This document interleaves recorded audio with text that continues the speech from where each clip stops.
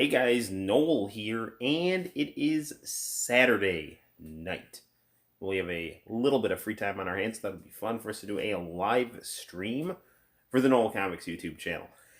If you tune into the channel, you'll notice that we had an exciting unboxing video earlier today on the channel where we got a package from Japan that I ordered at the start of quarantine, and it just got here today, and it was filled with all kinds of good Sega Saturn goodies. Now, these might be considered some of the more common Sega Saturn games in Japan, but they're definitely Sega Saturn titles that I really wanted. I may have only had the US versions of these games, and I was very excited to get the Japanese versions of these games, and also very excited to get my hands on some of the Virtua Fighter portrait series, which are visual CDs that have cool J-pop music to the Virtua Fighter, characters with some really nice original 3D artwork made especially for the Sega Saturn. So good stuff there. So we are going to be looking at Arrow. Welcome. So Arrow, fun fact here. I don't know if you saw this on the channel. We had a bit of an unboxing video earlier, and we actually got a package from Japan that I had been waiting for that is filled with cool Sega Saturn titles. Titles such as the Akira Yuki CG portrait series. Some cool J-pop. Yes. So we're going to be playing those games, going through those games, and I'm quite certain we're going to be playing more of the souped up PlayStation Mini filled with all kinds of cool Japanese titles that suit my tastes and apparently my audience's tastes. There have been a lot of memes going around dealing with The Last of Us Part 2. I am not a Last of Us fan for no real reason other than the fact that it's just not really my style of game. I loved Uncharted 4, but I never got into The Last of Us. I don't know, The Walking Dead kind of burned me out on kind of zombie violence porn kind of stuff. I'm just not into it. I thought The Walking Dead had kind of a cool premise initially, and then once I realized the story wasn't going anywhere, Diego, how's it going, brother? Once I realized The Walking Dead wasn't really going anywhere, and it was just kind of just this of just miserable actions, I was just kind of like, you know what, I'm done. Because with apocalyptic television, there always has to be some beacon of hope. You got to balance the despair with relatability and hope and things. That's why Fist of the North Star was so good, because Kenshiro was just a cool freaking guy, and you had this super bleak environment, but he had these little kids and this adorable dog that he took care of. So Hokuto no Ken, that did the apocalypse right. Why am I talking about zombie movies and apocalypse movies? Because The Last of Us 2, there's this meme going around of this jacked up golfer girl, and I got a game today that I think is going to be far superior to The Last of Us Part 2, and that, my friends, is Battle Golfer Yui, the golf role-playing game for the Sega Genesis, translated into English through the magic of Etsy. So, good stuff. We'll probably pop this game in, give it a look, since girl golfers are all the rage now in video game memes. So we got Battle Golfer Yui in the mail today. In addition, Diego, we are going to be checking out the Sega Saturn gift box games that I got today. I don't know if you saw the video, but we got a whole bunch of cool Sega AM2 fighting games and whatnot. So we're going to check those out. They're not super rare games, but I did not have the Japanese versions of these games, or might not have had some specific versions of these games. Nick Darling, what is going on, man? Nick, we are playing some Sega Saturn games tonight, and we're gonna probably play a rare golf RPG, which is just as fun as it sounds, to go with all those Last of Us 2 memes that are floating around there. And we're probably almost certainly going to be playing the PlayStation Mini as well. Probably play some JoJo's Bizarre Adventure on the PlayStation. Maybe Biohazard could be cool. So, yes, let's do it. So, we're going to start off. Hopefully, this shouldn't get any kind of copyright trouble or anything like that, because this video, last I knew, was up on YouTube for a while. We're going to start off with the Virtua Fighter Portrait Series. Now, if you guys know the history of the game Shenmue, you got The Last of Us 2? Let's see. Well, you tell me how you like it, man. Okay, so this is the deal. Because, I mean, I've heard, like, horror stories about the development of that game. I don't have a dog in the fight other than the fact that I think that the writing of it sounds kind of ham-fisted. I did not play the first Last of Us, so I'm not one of those people that, like, fell in love with the characters and now am gonna hear about how the new story screws things up. So I just don't know. To me, the whole Last of Us 2 drama has just been a tire fire that I've been watching from afar. If you think it's a good game, I trust your opinion. I want to hear what you think of the game. Those Naughty Dog PlayStation 4 games, I'm a huge fan of Uncharted 4. It came with my PlayStation 4 and I loved it. But I just never got into Last of Us because I was telling Arrow and Diego, Walking Dead just kind of burned me out on the zombie nihilism. So that game is the exact thing you and I have been complaining about in regards to the difference between Western and Western and Eastern entertainment. It sounds like it, man. It absolutely sounds like it. There have been all kinds of memes going around of, some of the more gratuitous scenes in Last of Us 2. That getting a pass from Sony, but then like some anime girl in a bikini kind of getting the finger wagged at. But I don't know, man. It seems like an interesting title. It looks definitely like it's beautifully crafted. I just hear that the story is it's a thing.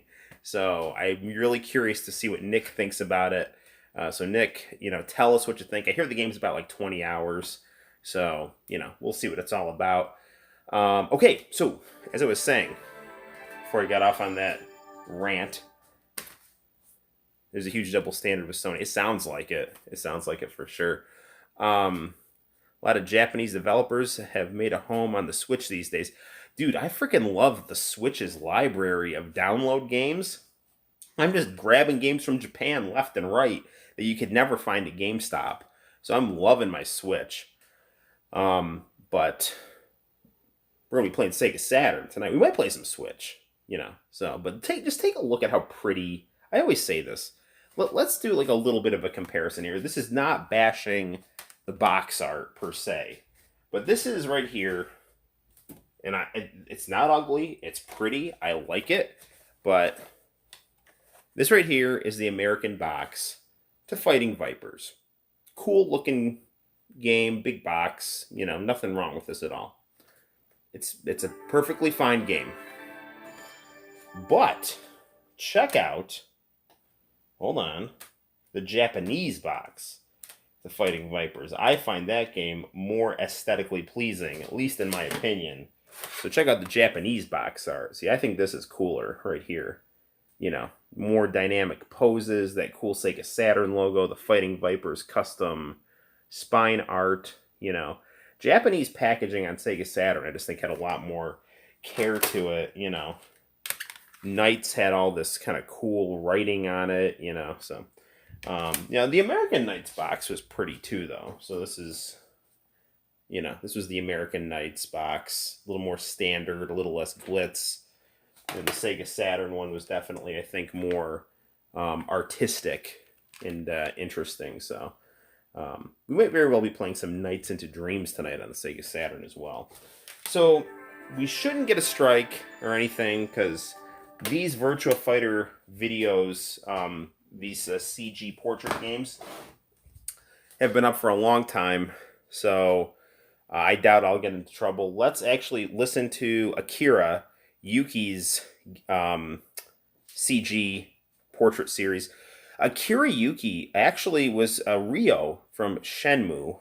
And if you ever beat the original Shenmue on the OG Xbox, I'm sorry, Shenmue 2 on the OG Xbox, you saw that you could get the Sega Saturn development footage of it, and you saw how he was wearing a t-shirt and jeans and like a wristbands, and that is what Akira wears in the visual artwork in this portrait series, because Shenmue was the Virtua Fighter RPG. And for whatever reason, they decided to make it so that Ryo was and Akira were two separate people. But this CD that you're going to see comes from a time when Shenmue was in development for the Sega Saturn, and it was planned that Akira was going to be the main character. So you see Akira kind of in his like daily life, looking like the original model of Ryo from Shenmue, which is also really cool. So you even see like the little cat. You know how in Shenmue you take care of the cat on the steps? Like the cat is, around Akira. He's by different like shipping docks. He's wearing a t-shirt and jeans. He's got that cool early 90s I'm wearing a white t-shirt tucked into my jeans with a pair of high tops vibe going, so all right, so I've talked for like 10, 11 minutes about this stuff because I just find it interesting. Hopefully you're not bored out of your mind, but here we go. It is the Virtua Fighter Portrait Series.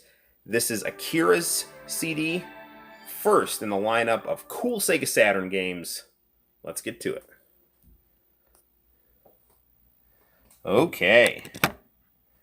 So this is the Akira Yuki CG Portrait Series. Now, if you're so inclined, you can do a lot of Japanese develop. Yeah, I'm sorry, I just thought that was something new.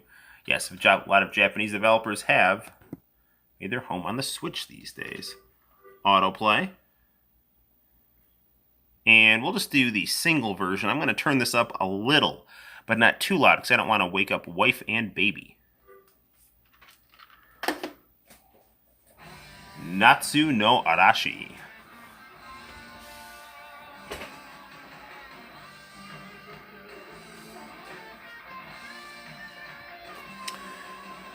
So I definitely am going to pick up more of these CG portrait games.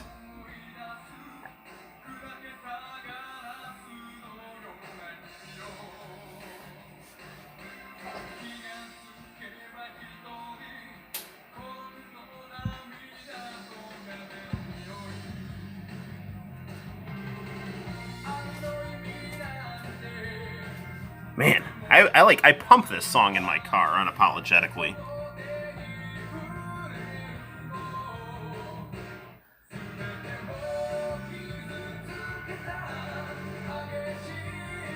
Yeah, there's the cat right there.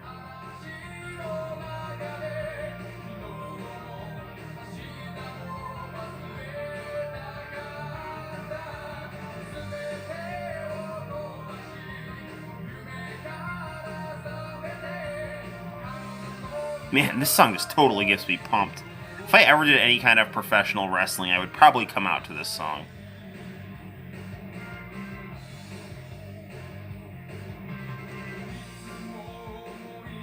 Yeah, there's his Shenmue look right there.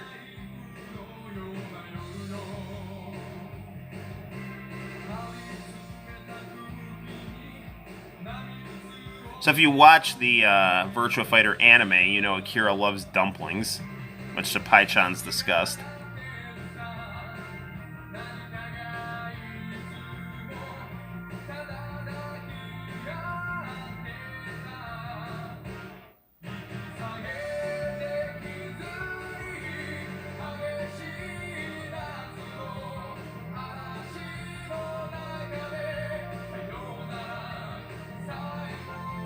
Virtua Fighter was fairly popular in the United States, but it was much more popular in Japan. I mean, that had like Street Fighter style impact in Japan.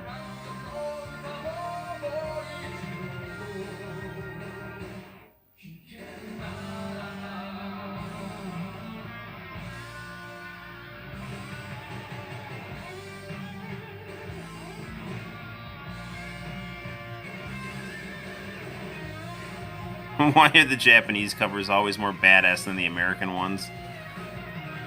The Japanese aesthetic is better, in my opinion. And, I mean, we all keep hearing about how manga keeps wildly outperforming American comic books. And that's a big part of it. I mean, like, the American art style is cool, but the Japanese style, I just think, is more pleasing to the eye and more energetic. This is such cool 3D artwork.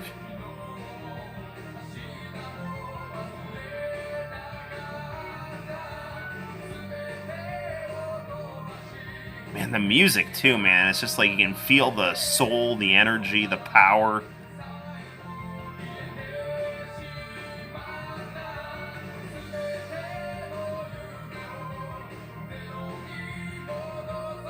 This makes me want to put on a white t-shirt and a pair of jeans.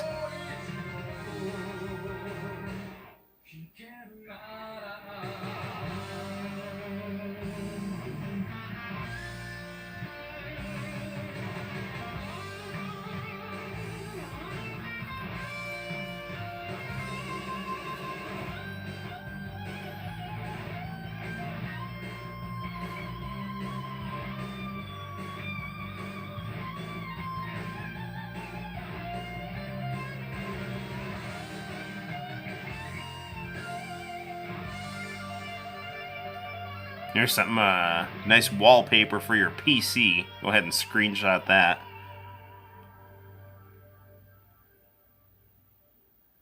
From the album Dancing Shadows from Toshiba. EMI. Very nice. And of course, Sega AM2. So there we have it, guys. That is the Akira Yuki Virtua Fighter CG Portrait Series, the first in our line of awesomeness. They just had too much of a different crowd than we had here. You know, like, anime was pretty popular in the mid-90s. It was already getting a presence increasingly in the mainstream in the United States with shows like Sailor Moon and Dragon Ball Z. The Sci-Fi Channel was showing things like Fatal Fury, the motion picture, and Vampire Hunter D, and Artemis. Or not Artemis, Armitage. Artemis is like from Greek mythology. Yeah, Armitage. So, like, you know, if they had put this stuff out, I think it would have had an audience, because the Sega Saturn stuff, and I say this as a Sega Saturn fan from like 1996. Like, I was the only kid in Cortland Christian Academy rocking a Sega Saturn. So, you know, like, it had good stuff, but it just had left so much cool stuff in Japan, you know? So I think if they had just brought that stuff over, it definitely would have found an audience. Speaking of which, you mentioned about having the Street Fighter 2 movie fan sub lying around. Yes, I do. Where is that? It is right here. Hold on. I got this off of eBay back in the like early, like probably like 2004, 2005. So, and I do have the scene from the fan sub where Vega and Chun-Li fight. So, yeah, this is the, feel free to send me the digitized copy at your own leisure. Sure, man, I just have to get my laptop to not suck. You know, it's like, it's not good, man. This right here, I really want to do a review of on the channel. It is like an Americanized version of Ultraman, the Superhuman Samurai Cyber Squad, starring Matthew Lawrence right here. It's good stuff. So, I actually got this at Eckerd's drugstore back in, again, 2004. So right when I graduated high school, I was just kind of gobbling up whatever kind of anime stuff I could find. So, good stuff. Okay, so, why don't we play some Japanese version of Fighting Vipers? There's no doubt anime and anything inspired from it would have had an audience here, but I think they also have prioritized sales as well. even if people that liked anime could gladly appreciate the stuff, they can't be so sure that the masses would. Yeah, it's true, man. But this is the thing.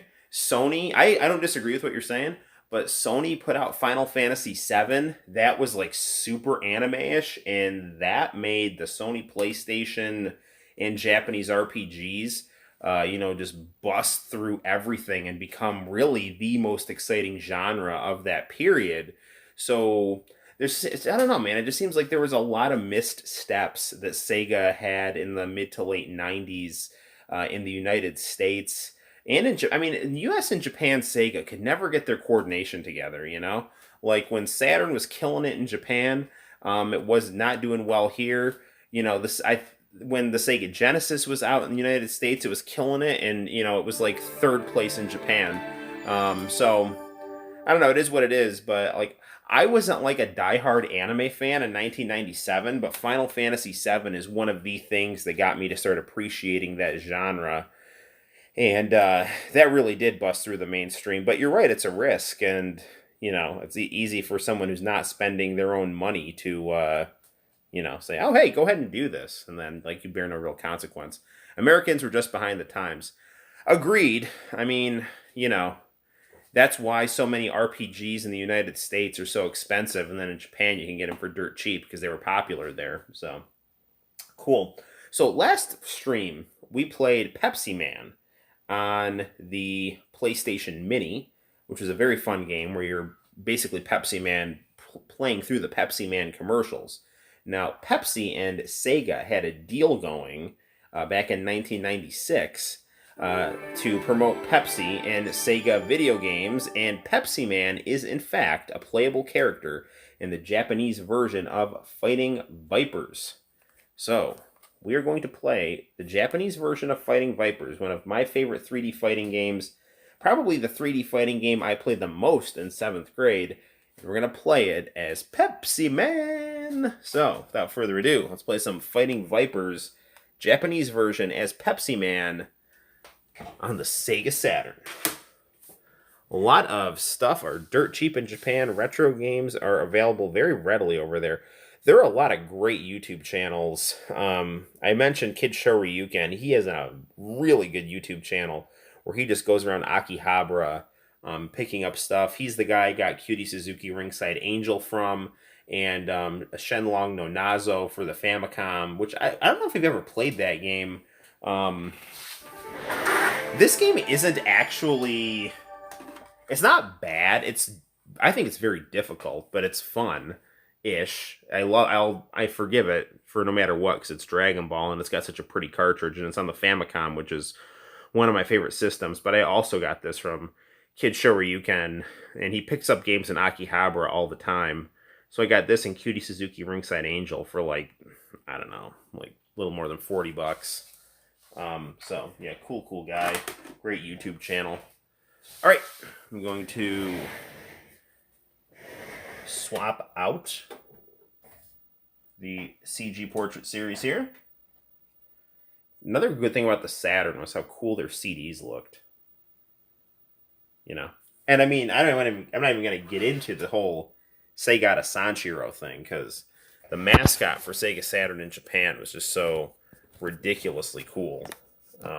Whereas, in the United States, we just had a weird screaming blue head yelling Sega at us. So, all right, I'm just going to put the phone in front of the monitor. Don't mind my hand. Okay. Once again, take a look at how cool the CD to Fighting Vipers looks. Quality stuff.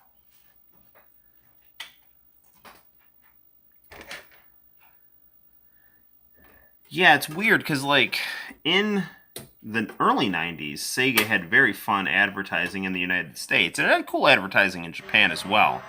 But by the time Sega of Japan really hit its stride for advertising, Sega Saturn was just in a ton of trouble in the United States, just not moving very many units. And I think a lot of it is because there's a lot of good games left to sit in Japan, and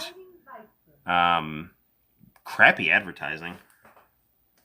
Like, I loved Sega Saturn, but, like, I was like, what the hell? Like, go to my friend, like, what is this screaming blue head? It's just like, you know, Patrick Stewart, if he was in the Blue Man Group, yelling Sega at me to these, like, weird, like, remember when, like, Homer did Mr. Plow, and, like, he tried to get it done through, like, a really classy ad agency, and the commercial made no sense? You know, it's like that. So I'm gonna lower this a little bit.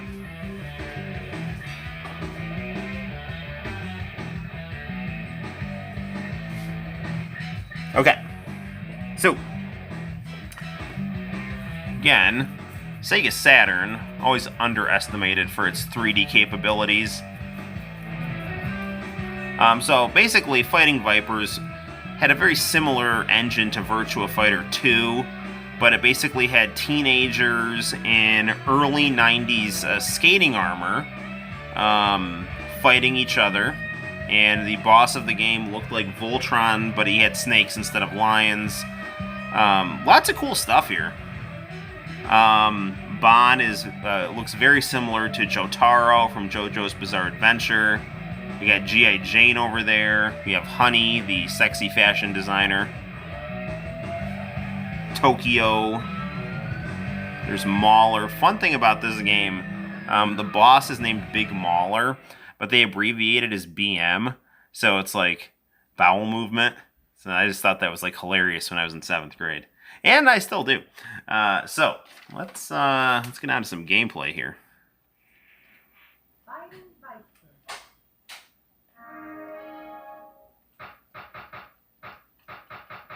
Let's see if Pepsi Man is unlocked from my last playthrough, if it automatically saved him. Yep, he's unlocked.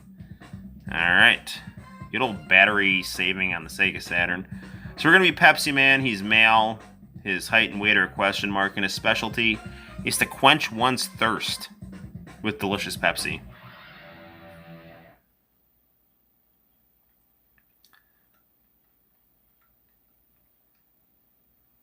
Round 1. Let the action begin. Alright. So another cool thing about this game, unlike Virtua Fighter, everything was kind of like in a steel cage.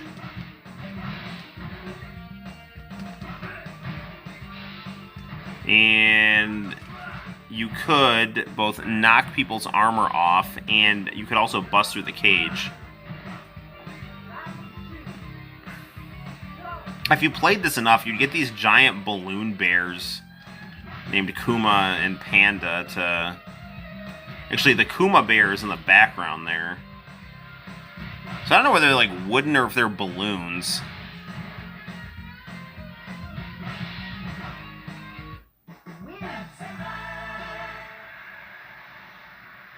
This is the best thing ever. I freaking love Pepsi Man. That is another boat that America missed. Pepsi Man. Can you imagine Pepsi Man and Britney Spears doing commercials together? I mean, I think the world would probably explode. I'll tell you right, then. We've talked about how good the 90s was. That would have put it on a whole other level.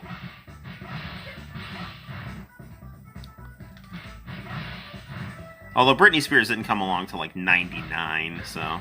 98, 99. That was really when she kind of hit her stride.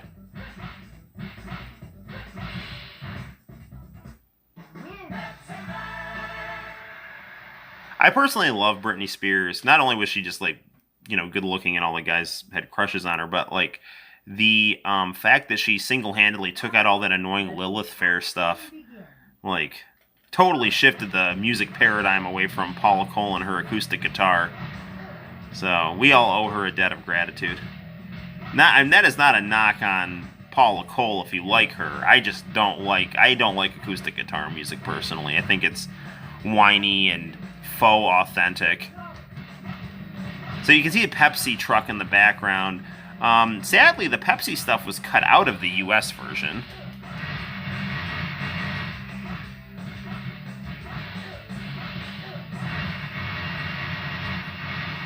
Pepsi Man!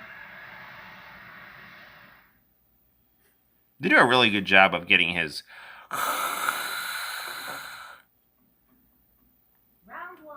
Let the action Hopefully the comments are showing up. The last comment I'm seeing on here is Arrow talking about how stuff is dirt cheap in Japan. If you're not commenting, that's completely fine. I just know that sometimes there are delays or kind of hiccups that have to do with phone memory in the stream or whatever. So, if you're commenting and I'm missing your comments, I'm sorry about that. And hopefully I will be able to catch them on the rebroadcast. Oh, we're just paying attention to the game. Good. Yeah, that's fine. You don't have to comment. That's completely fine.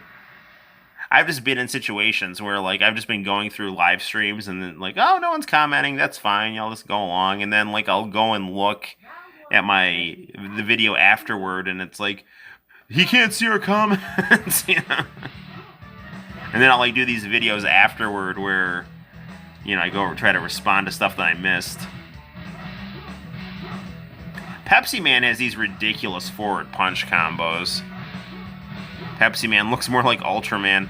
Dude, I literally bought an Ultraman statue at the comic shop. And of course Santino got a hold of it. It's not a statue. It's like it's crossed between a statue and an action figure. And of course he got a hold of it, and now he's doesn't want to let it go. And that's okay, but because this is how Santino works. He always thinks of himself as the boss of fighting games. I'm always the hero of the fighting game, and then his mom is always the pretty girl in the fighting game. And so the one that we've been playing more recently is Darkstalker. So now he's Pyron, I'm Victor, Frankenstein, and his mom is Morgan. So, and now he thinks the Ultraman toy is Pyron. So, that's what it is. I can't show you the Ultraman toy because he's clinging it right now as he drifts into Dreamland. So, not to be too PG-13, but there is a way to knock off Honey's skirt in this game. I think you just have to focus the attacks lower.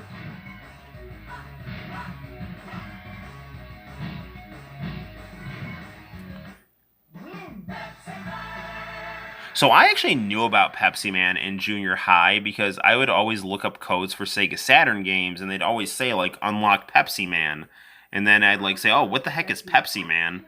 And it's oh, but it's only available in the Japanese version. And basically what you have to do to unlock them is you literally just have to get your butt kicked in the first fight, do nothing, just keep getting hit. And right before you get knocked out, it's going to say, a new challenger is going to come. And it's going to take you to the character select screen. And is the design from Honey the Cat? Yes, they're the same. So actually, I have the Sonic the Fighters version for the PlayStation 3 that actually has Honey the Cat in it, and I'm actually not sure what came first. Fighting Vipers came out before Sonic. The Fighters, I believe. I'm 99% sure of that. So I'm thinking Honey came first in Fighting Vipers, and then they were gonna put her in Sonic the Fighters. But I don't know if she actually came out in the Japanese version. I know they have the data for her and put it in the PlayStation version that came out on the PlayStation 3 of Sonic the Fighters. They also, I believe, had the information for Sonic the Hedgehog from Sonic the Fighters and Fighters Megamix. So you could have actually had a fighting game with Sonic the Hedgehog, but I don't think that actually got completed either. I mean, I could be wrong. I'm just telling you what my memory and speculation is. But yeah, Honey the Cat and Honey from Fighting Vipers are the same design. We're going to fight this big BM over here.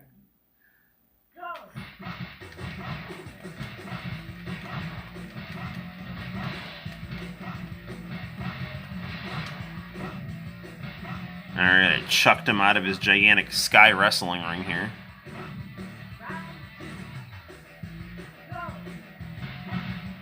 Personally, I'm just listening and playing Sonic 3 and Knuckles. Nice.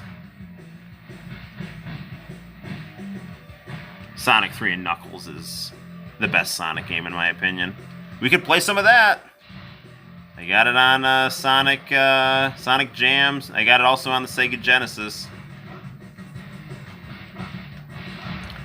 I'd actually like to get some Japanese copies of the Sega Genesis, the Sega Mega Drive Sonic cartridges, because their box art is super beautiful.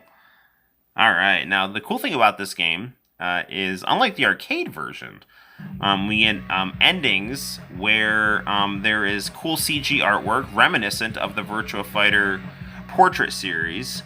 In the case of Pepsi Man, you basically just have Virtua Fighter you have Fighting Viper characters drinking Pepsi and hanging out with Pepsi Man, which is just as good as it sounds.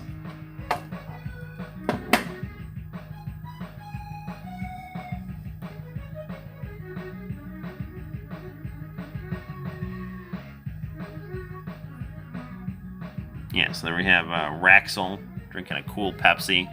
This literally makes me want to go out and buy Pepsi right now. Except, you know, it's going to be too much trouble to, like, put my mask on, and then we're all going to have to go for a car ride together to the local PNC. Actually, they might be closed. I think they close at 9 now with new quarantine rules. So I'm definitely not driving across town to go to Walmart to buy a Pepsi because of product placement in a video game from 1996. Only play it if you'd like. You've got a lot of Saturn games to go through. Yeah, we did go through... we did actually play Sonic Jam on the second to last stream. Because I think Tony wanted to see a 3D Saturn game. And so I showed him the demo of Sonic World, which was the Saturn development on Sonic Adventure. And then from there, I think we dabbled a bit in Sonic 2. Yeah, there's a Kuma right there, the bear. So, I swear people look like some tokusatsu character from a... Yeah, no, it's true. I mean, it's a trope that is well loved. So, cool. All right, there's Fighting Vipers with Pepsi Man. This game I actually got a couple days ago in the mail. I have no real idea what I think this is like a visual novel, but it's in Japanese. So I'd really have to look at a translation for it. Now with my Police Knots, I've got that in English. But so this probably isn't the best game to stream because I haven't actually figured out how to play it. But Eve the Lost One, I just thought the artwork on it looked really beautiful. So, and I got a really good price on it. So yeah, Pepsi Man does look like Ultraman, various other Metal Heroes. Why don't we play some of the Sega Saturn version of Virtua Fighter? So this version of Virtua Fighter was considered pretty underwhelming. I played the crap out of the 32X Virtua Fighter. I really like the 32X Virtua Fighter.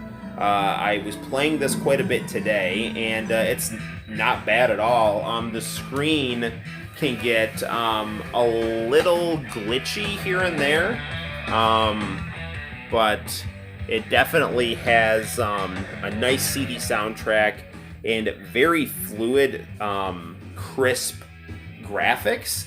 It's just that the screen can get a little blinky here and there, and you get a little bit of that 3D polygonal roughness. I mean, all of that was cleaned up in the Virtua Fighter Remix and Virtua Fighter 2 for the Sega Saturn. But this was the launch title for Sega Saturn in Japan. And, again, Virtua Fighter, popular in the US, more popular in Japan. And I always read that for every Sega Saturn sold early on, Virtua Fighter sold right on pace with it. So pretty much everyone just bought a Sega Saturn and bought Virtua Fighter. And, for a period, Sega Saturn was #1 in Japan. It was beating out the PlayStation. But eventually, with Final Fantasy VII and all the third-party support, Sega Saturn settled into a solid #2 spot and really kind of finally got their beating up on Nintendo goal in Japan done. But they were not the market leader Sony was, which is crazy because, if Sega of Japan, for as many good things as they did with the Sega Saturn, they decided not to work with Sony on a 32-bit console, and that ultimately caused them, serious problems. So, if they'd done that, we'd probably still have new Sega hardware, which incidentally, I'm still waiting for. So, please, for the love of God, blow that Game Gear up. Like, literally, don't, blow it up with a bomb. Blow it up so it's, bigger than my thumb. Please, thank you. Anyway, let's play some Virtua Fighter.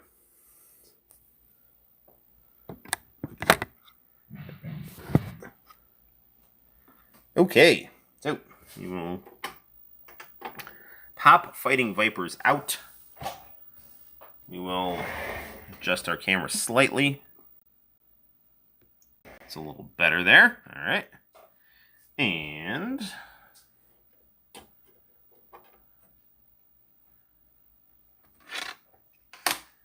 go from one polygonal fighting game to another polygonal fighting game. Again, beautiful CD.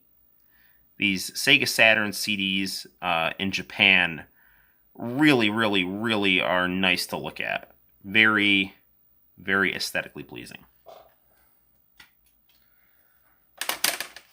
Not that the American ones weren't, but underwhelming compared to the Japanese offering.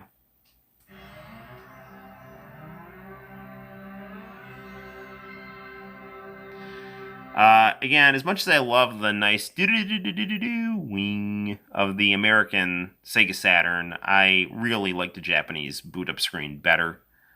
One thing I don't like about this version of Virtua Fighter as much as the 32X version of Virtua Fighter is it is much, much, much, much harder to be Dural.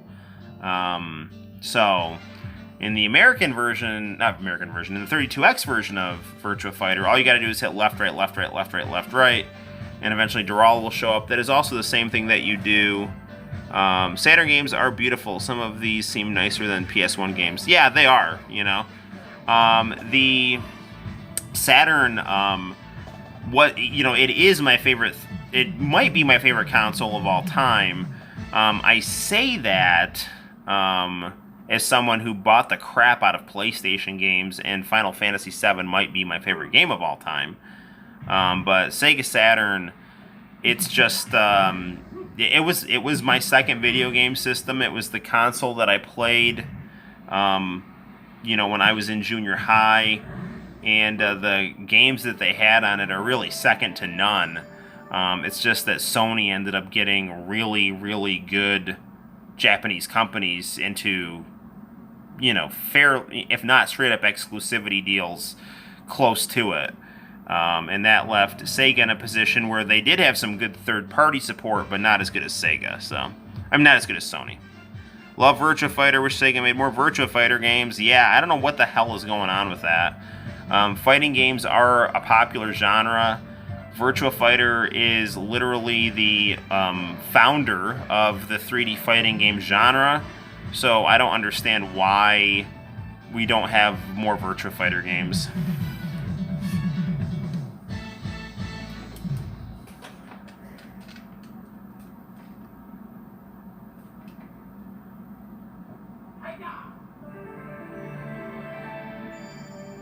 Alright, let's get some Virtua Fighter going here. Oop.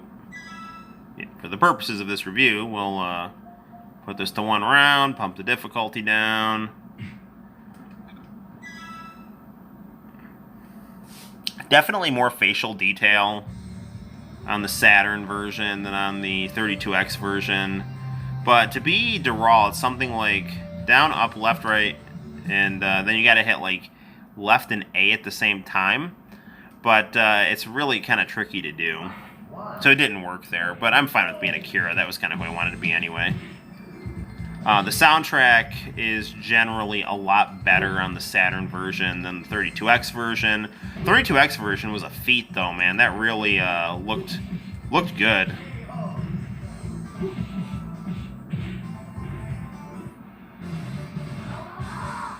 But this does as well, man. I don't really get the... I don't get the hate that this game gets.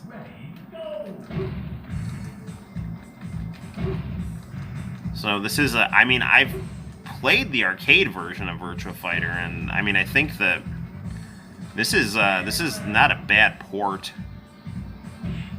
But I mean, I'm sure someone who has played the arcade port more, you know, can give me a whole laundry list of things that are wrong with this. But I think this is a solid port.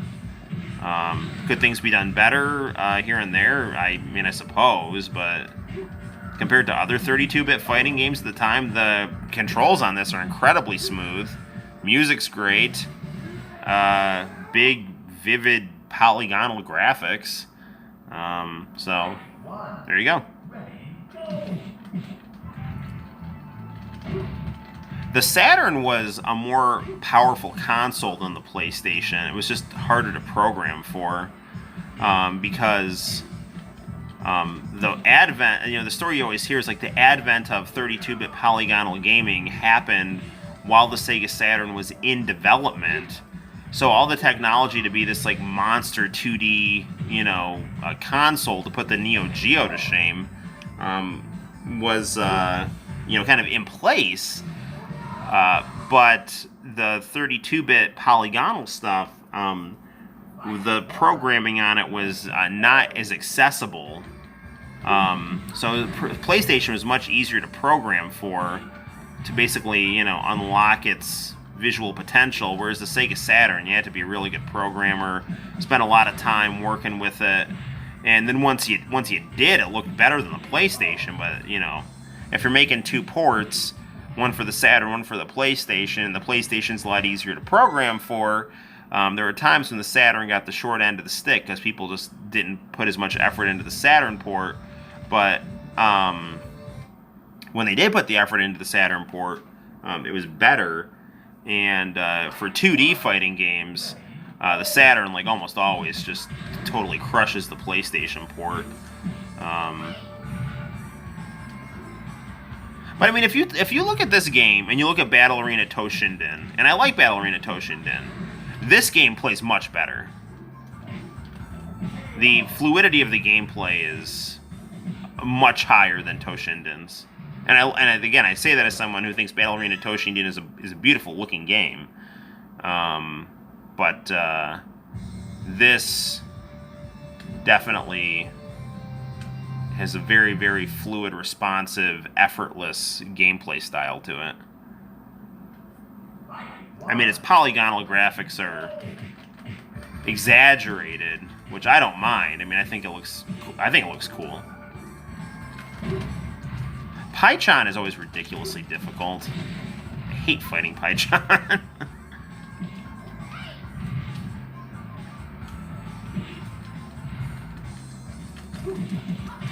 Ugh.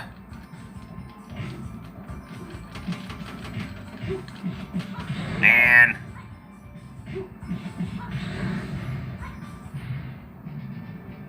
Get down. Virtua Fighter... Virtua Fighter 5, the final showdown. I've got that game on the Xbox One, and it's fantastic. That is just a beautiful game. Awesome closing credits if you don't lose a match. So set it on easy, make sure you don't lose a match. Those credits are worth sitting through.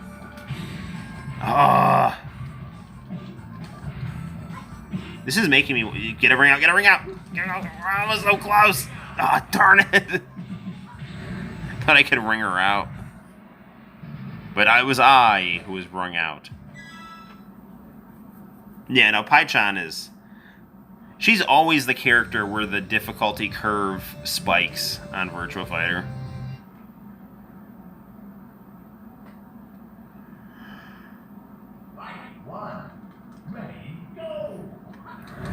I mean, we won't, if I just get stuck on her, we won't just keep playing this game forever. Come on, get up. Yes, ring out. Good, I got her. I just pushed her out of the ring.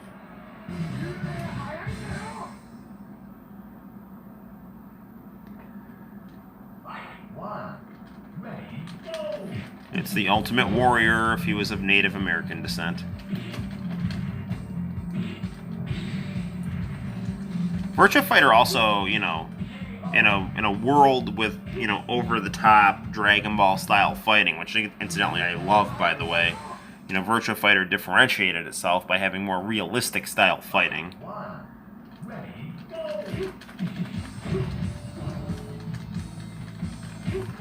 I've not seen all of the Virtua Fighter anime, but everything I've seen of it I really like. It's one of those shows that I have on in the background a lot of the time on Retro Crush, this really great anime channel that you can get through Roku. Ah, darn it! I'm so close! Ah, darn it! I was gonna try to do a jump kick and he just punched me too quickly.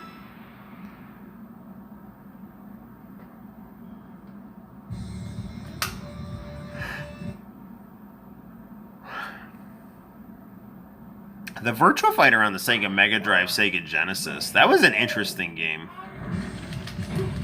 Not very big sprites, but really good gameplay, and the sprites that they had were still charming. I got into that game with, because Santino and I just would always play it. Santino just, for whatever reason, took to that game on the at-game Sega Genesis, and, ring out.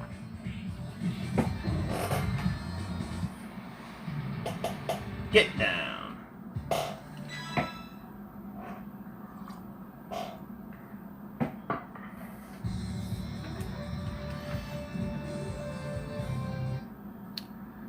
Alright, Akira. Keeping that brow furrowed.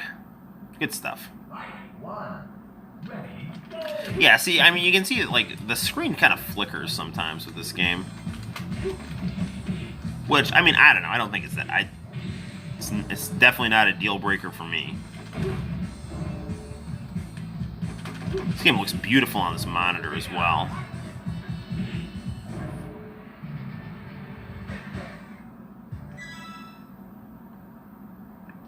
I mean, I, for one, always wondered what a fighting game would look like if it was made to look like a Dire Straits music video.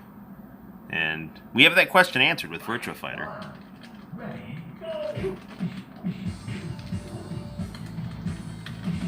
I mean, it's interesting, you know, if you have Virtua Fighter 4, like the kind of souped-up version of it, it comes with an anniversary features, including Virtua Fighter 4 done in the Virtua Fighter 1 style graphics.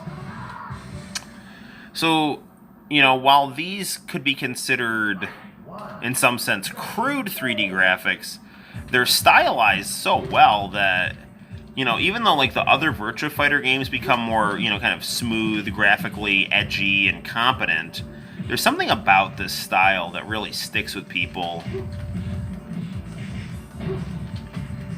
We're almost to the end of the game. We just gotta beat Akira here. We have to beat myself. That sounds bad. It's not meant to. See, I lost because I unintentionally made an inappropriate comment. You know what I like to watch a lot? Hulk Hogan and the Dungeon of Doom.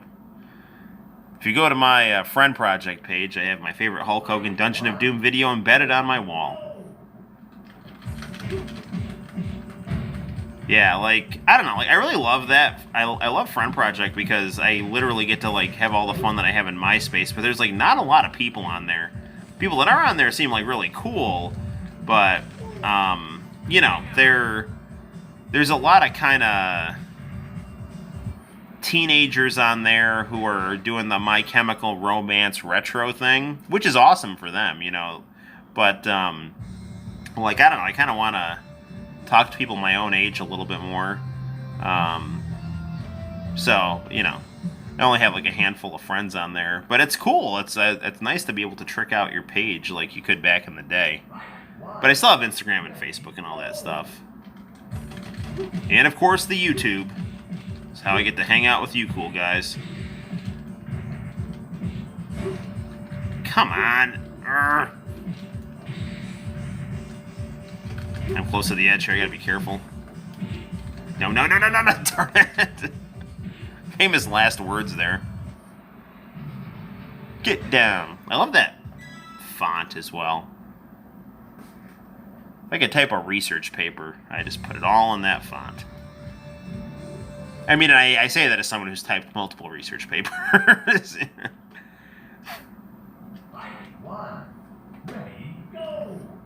It's like Times New Roman if it was like selling a soda in the 1980s.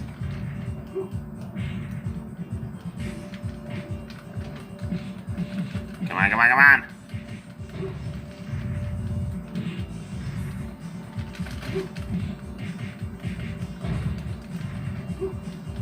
You're so close.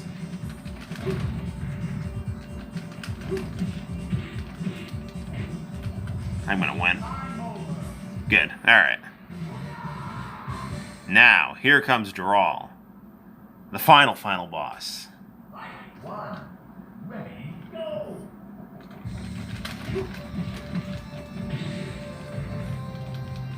Get her, get her, get her, get her, get her, get her, get her, get her! Yes. Alright.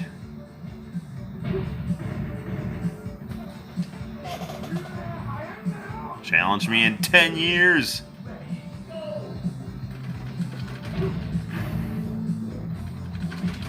Come on, come on, come on, we're so close. No, no, I'm getting ringed down. It's a battle for the ages here. Or at least it was, until I got suplexed.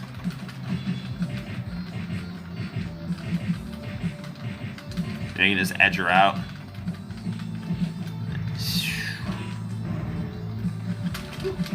Man! No! No! I'm gonna run out of time! I'm gonna run out of time! Ah! I lost. It was so cool. It would be cool if they made Virtua Fighter versus Tekken. That was the dream back in the day. I always thought Virtua Fighter was better than Tekken, and then Tekken 3 came out, and that game was really, really, really, really good. I think aesthetically speaking, Tekken 2 is amazing. I actually like the look and feel of Tekken 2 better than Tekken 3, but the game itself of Tekken 3 is just ridiculously good. Of course, that game introduced Eddie Gordo. One of my favorite 3D fighting game characters to play as. So there's Virtua Fighter, the launch title for the Japanese Sega Saturn. Definitely such a good game that I completely understand why Sega Saturn was a beast in the land of the rising sun. So, what to play now? Well, we could check out Laos. We're kind of like unintentionally doing like some 80s, 90s early VJ stuff. Ooh, totally tubular. Okay, so I think we should check out Laos CG Portrait Series CD. So we'll do that right now. And I like all of these songs are awesome. I listen to Akira's song like all the time on YouTube. I actually don't remember what Laos' song is like. So we'll both experience that for the first time if we haven't. If you have seen it before, awesome. But I have seen this song. I've seen these images for this CD. I just don't remember the song off the top of my head. So we'll set the phone down. You know, fun story about that Street Fighter versus Tekken. A lot of the Tekken staff worked on the first Virtua Fighter. So if you take a look at some of the developmental stuff for Tekken, Kazuya looks a lot more like Akira. No, that's not right. If you take a look at the development stuff for Virtua Fighter, some of the early concepts for Akira look a lot like Kazuya. And actually, Virtua Fighter was supposed to have like an Arabic main character, and then they swapped him out for Akira. And that Arabic character is in Fighter's Mega Mix. Agreed, Virtua Fighter will always be the greatest OG 3D fighting game of all time compared to Tekken, even though I love Tekken.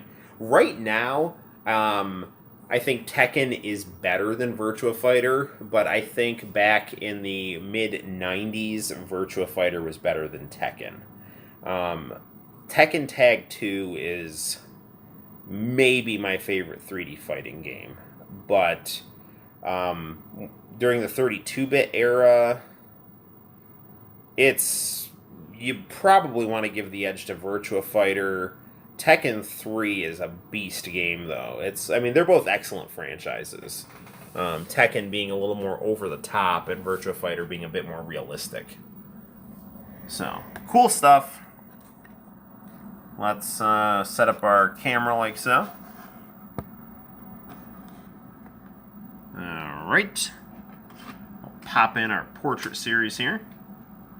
Another cool thing with the cool CDs. This guy actually sent me all the spinal card inserts and stuff like that came with the game. So, really cool stuff.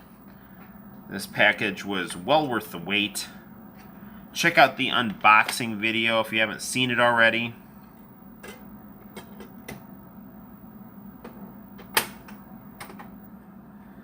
We'll watch this video about an aging Chinese murderous kung fu teacher. Oh! Sorry, gang. You there? Alright. I didn't want that to, end the live stream. I was hoping we, didn't accidentally hit end because our camera fell. Alright, so. Autoplay.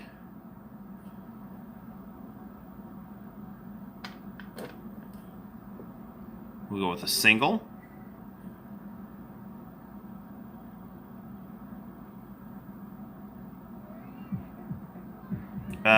Kiniro no Ame. Let's turn the volume up a little bit, but not too much.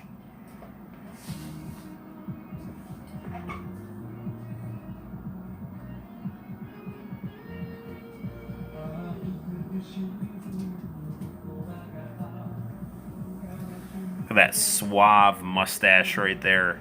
It's like the Chinese Tom Selleck right here.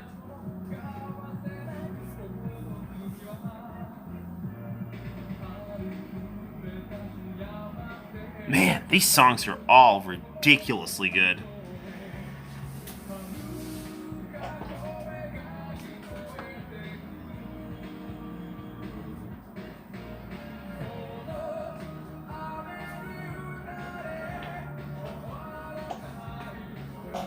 If memory serves me correctly, Sarah also had a really good song on hers.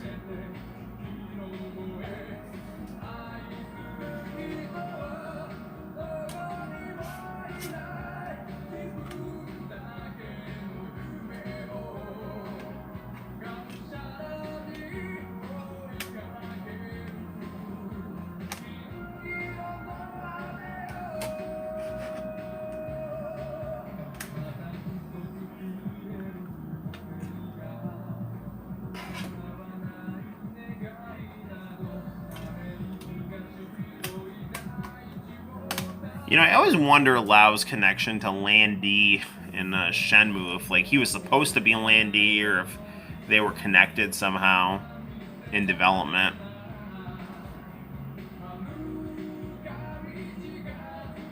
I've actually not played Shenmue 3. I need to pick that up.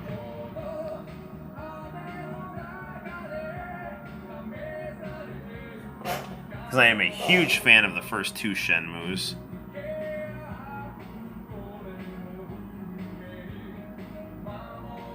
I mean, if you look at the Saturn footage of the original Shenmue, I mean, it blows away the 3D graphics of the PlayStation. The crazy thing about the Sega Saturn... Aw, he's training Pai-chan there.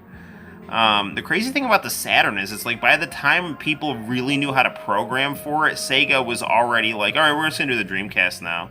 And, I don't know. Sega always jumped the gun on hardware. They always made excellent hardware, but they arguably made too much hardware.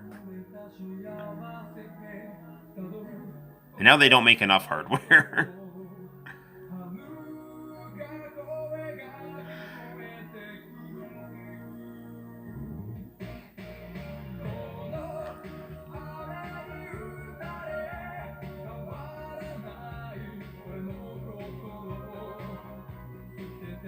Man, these are some smooth sounds here.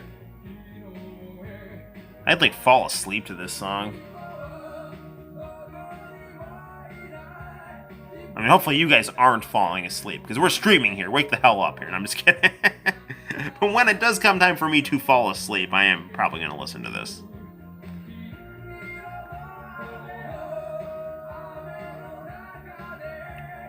Look at him kicking down those bamboo trees. We have these weeds that grow in my old house's backyard. And they look like bamboo, but they're weeds. And my son's like, we gotta get rid of the bamboo. Yeah, I talked to the guy at Robot City a while back, said the Genesis games are cheaper because of the mass production of games versus the Nintendo and the SNES. Genesis games are just really good too, man. Gobble those up if you can. I mean, the crazy thing too is in Japan, the Genesis games are more expensive. Because the Genesis, it's not like the Genesis bombed in Japan or anything like that. I mean, it definitely had its fan base, but it did not sell anywhere as much as the Super Famicom games. So, the Mega Drive games, go for more money. Ooh, this one's got credits on it. I wonder if this was this the last one in the series? There's actually an insert here. I'll show you guys.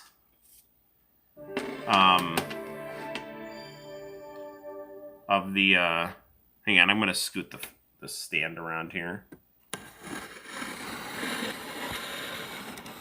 Hopefully the camera won't fall. Okay, so. Alright, so this came with some really cool inserts. And you get to see the different volumes of the Portrait series here. And, no, Jeffrey's the last one listed on here. So, yeah, volume 10 is Jeffrey. Dural had her own one as well, as evidenced by this Dural picture right here. And then the other cool thing, I gotta get back down to Robot City. Nick, if you're going down to Robot City, we need to road trip this thing, man. And you know what else? Not only will we road trip it, we'll do a YouTube video, because I have a YouTube video of me going to Robot City with some other friends. So you and me, man, we can do this and make this happen. So, and it's not just because I have a crappy car and a terrible sense of direction, and because I'm pretty sure I'll get lost trying to go down to Robot City, and then, I'll end up in Buffalo somewhere, with my car in a ditch. And I'm going to have to, become one of those, like, street mimes who, does pantomime to survive. Because I won't do other things. Anyway, but anyway, this came with another cool insert with other Saturn games.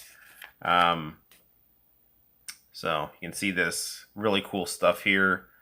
Fighting games, Daytona. No, that's Sega Rally. So good stuff. After I buy a house, hopefully soon, I'll be buying more and adding to my library. Cramps on space right now. Yeah, I mean, I hear ya. Where there's a will, there's a way. We play Tetris. We know how to make things fit. Okay? I believe in you. So hopefully, Caitlin seems pretty cool. Does she game at all? Renee does not, but she respects my addiction. So, it's not so much an addiction. I'm saying that to be funny. It's actually an old Aqua Teen Hunger Force line. Okay, what should we play now? We should play this coffee drinking simulator right here. She plays the Xbox One and the Switch. That's cool.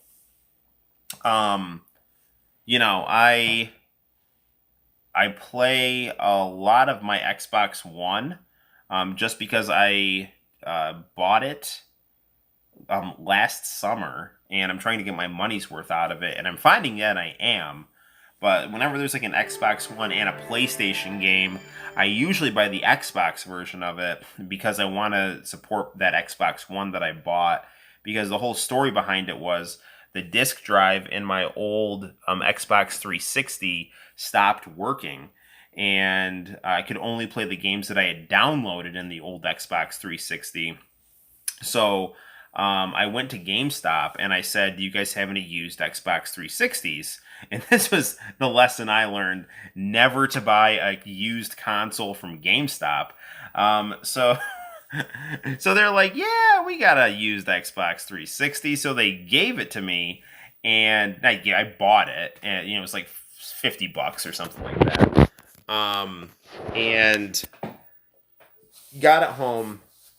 The fan in the Xbox 360 it made the Dreamcast fan seem like, the vacuum of space. Like the fan on that Xbox 360 was so loud, I had to like crank my volume up. I mean, it was ridiculous. It was like really, really, really loud. So I go, and the funny thing is that the guy said he had two used Xbox 360s, and I ended up getting like, I don't know, I ended up getting one of them or whatever. So I took it back and I said, "Hey, do you have that other used Xbox 360? Because this one's not working." I said it's working, but the fan is like really loud. He's like, "Well, yeah, have you tried turning the volume up on your TV?" And I'm like, "It's like I am, and it's too loud." So I was like, "Okay." I see. He's like, "Well, I don't have that other Xbox 360 anymore, but I do have an Xbox One."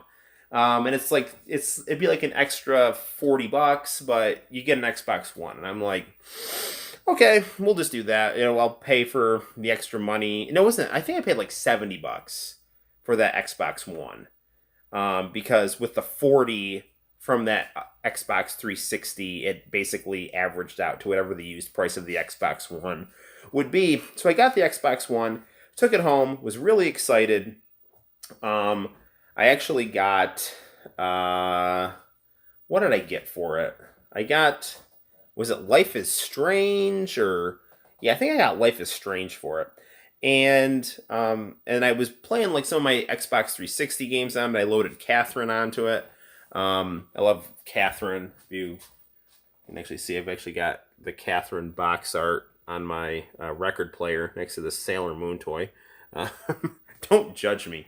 Anyway, so I had it, all seemed fine, and then like later on in the night, I kept hearing like click click click click click click click click click click click click click click. I'm like, what the hell is that? And I went over. It's the new Xbox 360. It was like making noise, like click click click click. I've like literally like even a little louder than what I'm making. So I basically like unplugged it. It's like one of those brick models.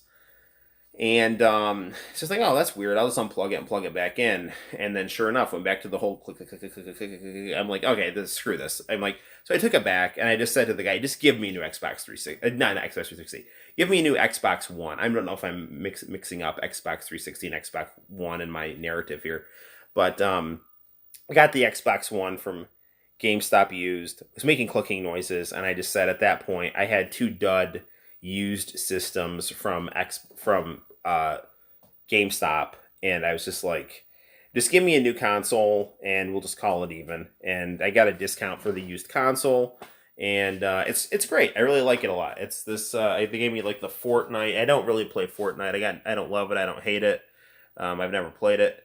But that's it. I got the purple Fortnite one. That was the one that they had on special or whatever, and I'm really pleased with it. So let's see what Nick has to say here. I play one Switch and PS4, PS3, GameCube, Hyperkin 3-in-1. Nice. A used Xbox One crapped out from GameStop. And that is my story right there. It's probably the same one. Like, I've heard that they do that. They'll like get a crappy console and then like kind of repackage it and say like, oh, it's professionally refurbished. That said, I really like the Cortland GameStop. You hear horror stories about different GameStops, but our GameStop is like really chill. Like I go in there, I talk to the guys, they're cool. Santino has fun. I buy, like Dragon Ball statues and T-shirts and cheap video games, and or new video games or whatever. It's a chill place to go. So like when you hear people like Pat the NES Punk like just kind of like cheerleading for GameStop to go out of business, it's like I don't want GameStop to go out of business. I mean, I know the corporation does some crappy things, but Cortland's GameStop is good. Like I don't want to lose that space, you know. Will the manager puts up with my nonsense all the time, so I give them props. Yeah, no, like I go in there and like I just like shoot the breeze with those guys, and it's fun. And like I know my stuff, you know, at least for the kind of stuff that I like, so I can have like good conversations with those guys, and it's fun. And I'm also friends with people that did work at GameStop, and we kind of got to know each other a little bit from chatting at GameStop. But now that they've moved on for whatever reason, we're still friends. So I don't know what the other GameStops are doing, but Cortland's GameStop. Now we only have one. It's a cool vibe in there. So I do remember when we first got a GameStop. My best friend, his name's Andrew, he applied to one of the GameStops, and the second he walked in there, like the owner was like super pushy, and he's like, "Hey man, what can I do for you? What systems do you have?" And like he's like me, like he's got a collection of like pretty much everything, and at that time he had everything but the OG Xbox. He's not a big Xbox person. And he goes, "Well, I have everything but Xbox." And the owner's like, "Well, we've got Xbox." And it's like, just leave me alone. So I only buy hard copies because it's good for their business. Hey, digital, and helps them out. Yeah, I prefer hard copies too. I just like I like box art. You know, like for example, um, one of the games. So I have not played Final Fantasy 15 yet, but I have it for the PS4. But then when I was in GameStop, and I'm always trying to beef up my Xbox One collection, saw they had the Final Fantasy 15 Royal Edition with Yoshitaka Amano artwork. And it's like, dude, I'm absolutely getting this. Yoshitaka Amano is one of my favorite artists. The Xbox One cases look cool. And this is like the more complete version of Final Fantasy 15. So yeah. Now, that said, I'm downloading a crap ton of digital stuff on my Switch because it's just full of really good Japanese games that are just pretty much like right off the boat from Japan, or they're being simultaneously released in Japan. And it's like more obscure stuff, like, you know, like visual novels and Kunio-kun compilations and stuff like that. So, you know, my Switch is getting a lot of digital downloads also because of quarantine, too. But that's just the kind of stuff that GameStop doesn't really carry. So Switch is like kind of catering more to my taste digitally. But when I can get the physical copy, I'd rather get that. Switch has so much digital stuff that you can't find hard copies of. That's what I'm saying. You know, right on. Absolutely.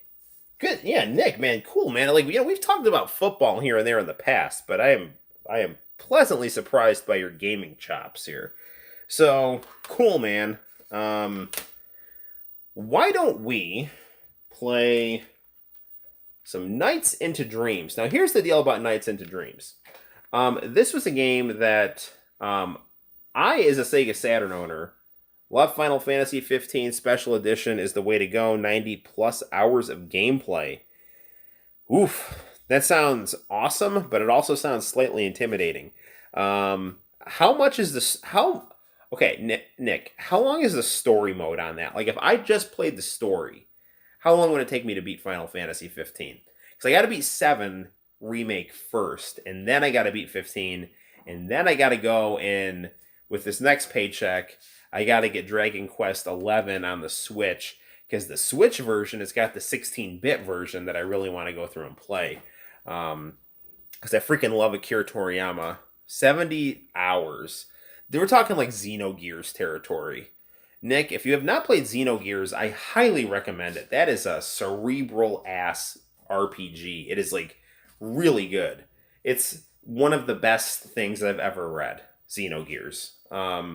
It's probably it was on the PlayStation 3 store, I believe. So just import it, or not import it because that's in Japanese that way.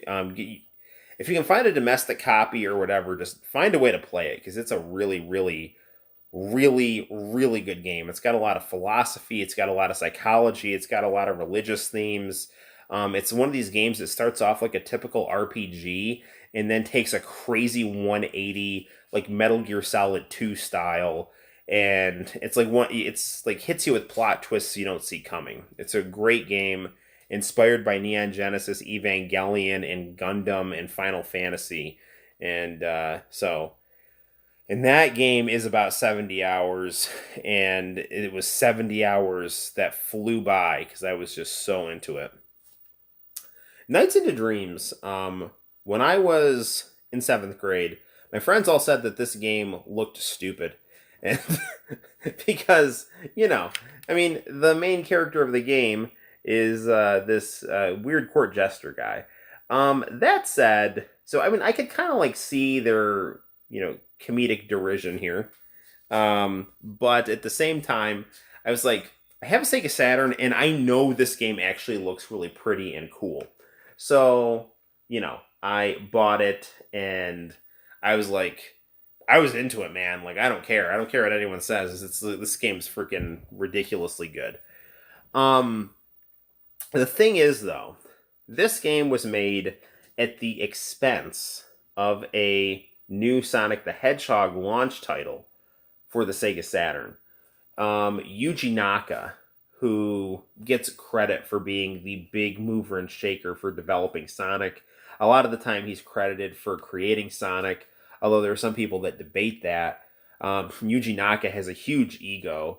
The American team was left to develop Sonic Extreme, and all the Japanese, developers that were of like extreme talent were all working on Nights into Dreams. And as much as I love Nights into Dreams, I think this is an awesome game. They really should have coordinated this game better with that Sonic. I don't know, try to share resources, share development talent, do something because the Sega Saturn, while it's my favorite system, and while this is one of my favorite games, and it's one of my favorite games on the system, and it's one of my favorite games outside, just in general, we really should have had, right off the bat, a heavy-hitting Sonic game on the Sega Saturn.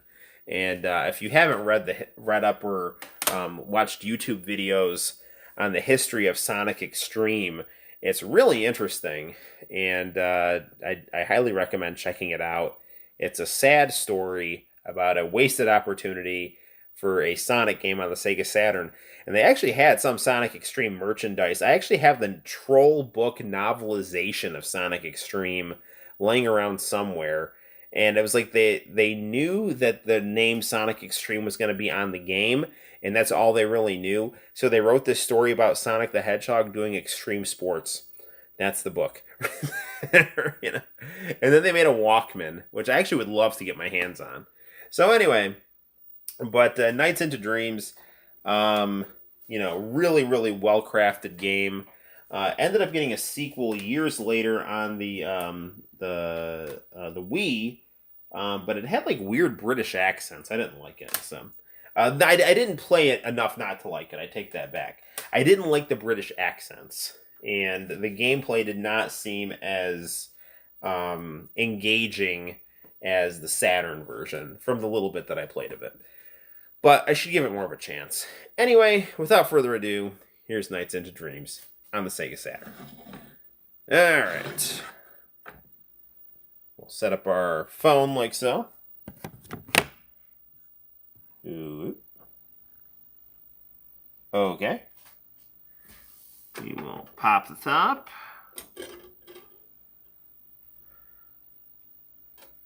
Now, Nights and Sonic games all had these like crazy, weird, like edgy poetry on them that had like these sayings and whatnot, and they were all written in English. So Nights is, as you wander through the nightmare world, you recall all of your exciting experiences.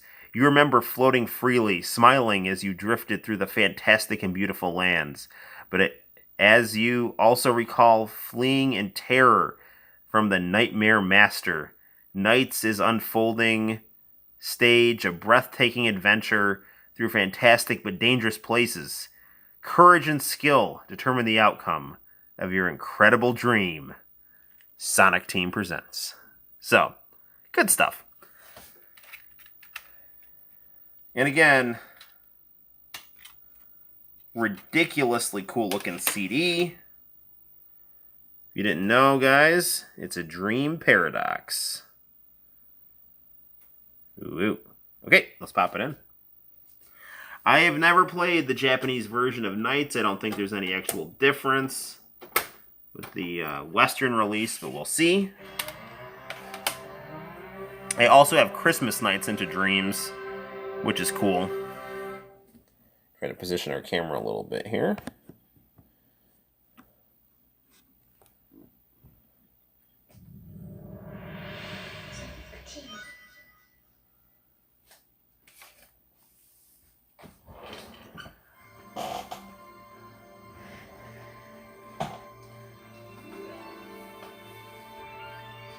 So this game really was Sega's answer to Mario 64.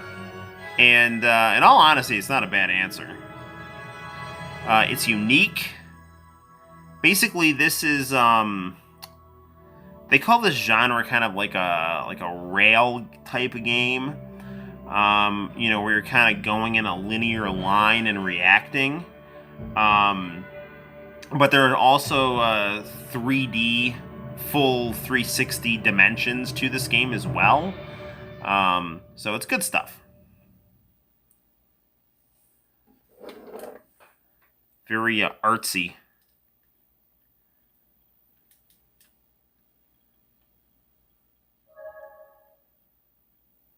The other cool thing about this game, really crazy nice CG cutscenes for the intros and the attract mode. Hello. Nice haunting music there.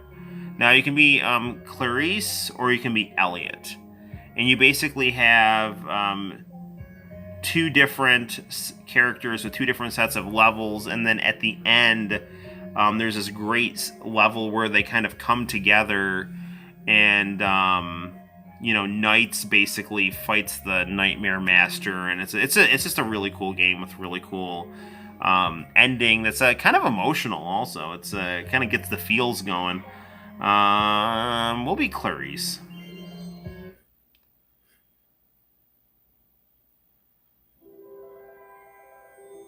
Spring Valley, the ideal.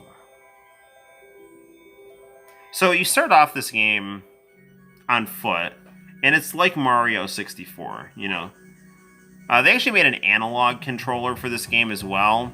I like the regular D-pad though. I have the analog controller; it's good, but I like the feel of the Sega Saturn controller, the D-pad a bit better. And I love just the mold of the Model 2 US Sega Saturn controller, or just the Model 2 Sega Saturn controller in general. In Japan, it was the same type of system. Basically, I have to just kind of fly through all these loop-de-loops here. So it's similar to Sonic in that you have this kind of pushing forward and rings and circles that you have to go through based on your speed. But rather than being on foot, you're flying. And, Sonic Extreme had wanted to use the Knights engine when there were serious development problems. And, word has it that Yuji Naka said, no, if you use it, I'm going to quit Sega. I don't know if that's true or not, but if it is true, what an ass. I respect your work, man, but that is some BS, dude. And it's not like they couldn't have credited him either. I don't know if that story's true or not, but if it is true, and it's heavily rumored that it is, that's just not cool.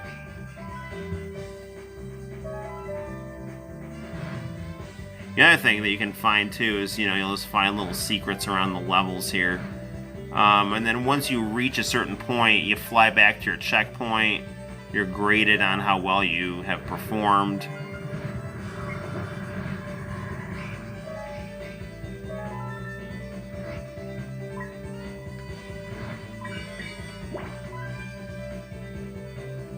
Nice little cage filled with blue spheres there. So we got plenty of bonus time here. Now, if something happens when you run out of time, you will get knocked out of nights, and then you're going to have to outrun this giant alarm clock that chases you. And if it hits you, it's game over. If you fall out of nights because you run out of time, do not expect a good grade. You do have to, I think, have... I can't remember the exact average you have to have to get to the last level. But you do need to have a good average for your flights. It's nothing, like, insane. I think it might be, like, a B. And you can always go back and try to improve your performance for each go-through on these levels here.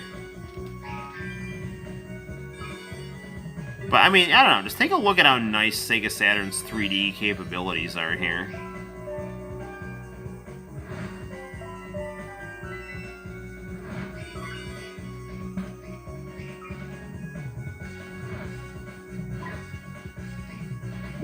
We need to get going, though. Like, we're at, like, yeah, if that clock runs out, I'm in trouble. Man, at one point, when I was in junior high, I was really good at this game. Like, junior high, high school, I was, like, getting A's left and right. Now,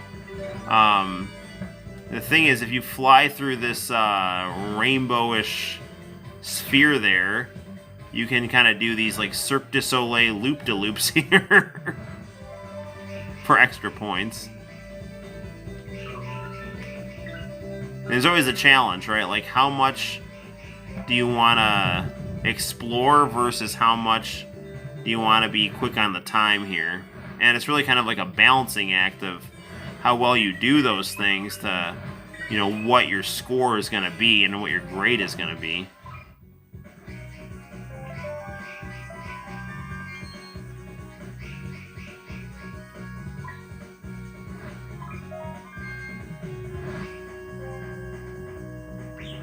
But, you know, I mean, there's definitely a lot of room to explore, even though there's this kind of linear nature to the game here.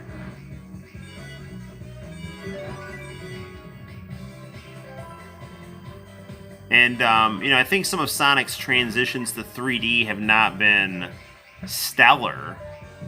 But, you know, this really does a great job of combining the 3D high-quality polygonal atmosphere with that relentless, you know, kind of forward movement of the Sonic the Hedgehog games.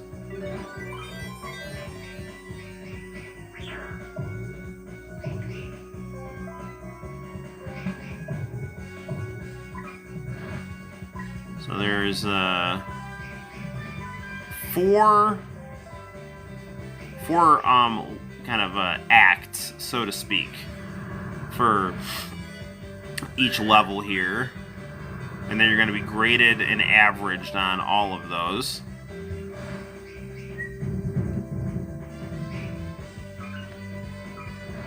And then you basically have to go to these, I don't know if they're called dream catchers or what, but those big floating balloon things. And obviously, you know, video gaming always has the, you know, they call it an education theory scaffolding, right? As it kind of weans you into higher difficulties. So the difficulty for each act always goes up. So we're going to average out at a C there. And we're going to fight our first boss. Now, we can actually get that average to go up, depending on how quickly we beat this dude here.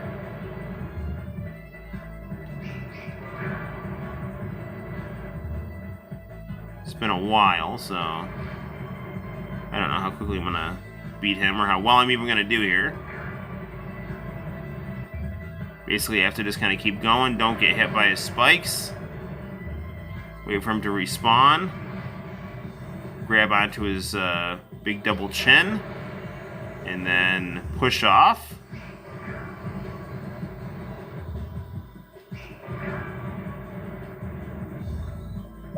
Oh, not good.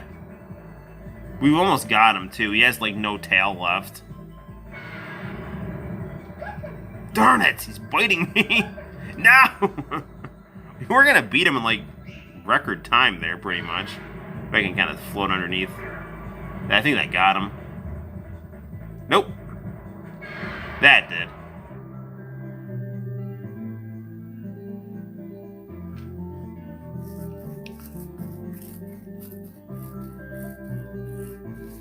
This game had like an English kind of R&B song.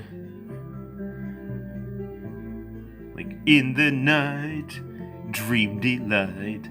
Which, you know, in Japan is considered exotic and cool in the kind of grungy, you know, US 90s. It's kind of like, this is, the hell is this here? But I like it, though. It's good stuff.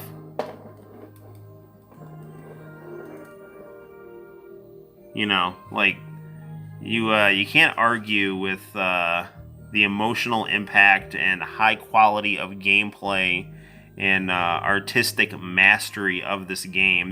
I don't know, I think you got to do some really, really deep digging to find something to be critical about in this game, in my opinion. You know, some of the, maybe, you know, Yuji Naka potentially being a jerk with the Sonic Extreme people while this game was in development, you know. But that doesn't take anything away from how fantastic this game is. Because they really do a great job of combining the Sonic the Hedgehog style with a real artistic vision and kind of a warmth and energy that is truly unique and really flexes the graphical muscles of the Sega Saturn. So, Nights into Dreams, great game there. That's the first level, and of course we see the Sonic, Knuckles, Miles, and Amy for our score, and we all know that Miles is the real name of Tails. Miles, Tails per hour. So, miles per hour. So, cool. That's Nights. So, what else should we play in our nice pile of Sega Saturn games that we got in the mail today? We do have Fighters Megamix. And then the other thing we have, and I have not played this game, King of Boxing. Now, if you know me, you know I do like to box. I train. I haven't had any fights or anything like that, but it is something I really love doing. The more I look at your setup, the more I think to myself, I need to get a CRT.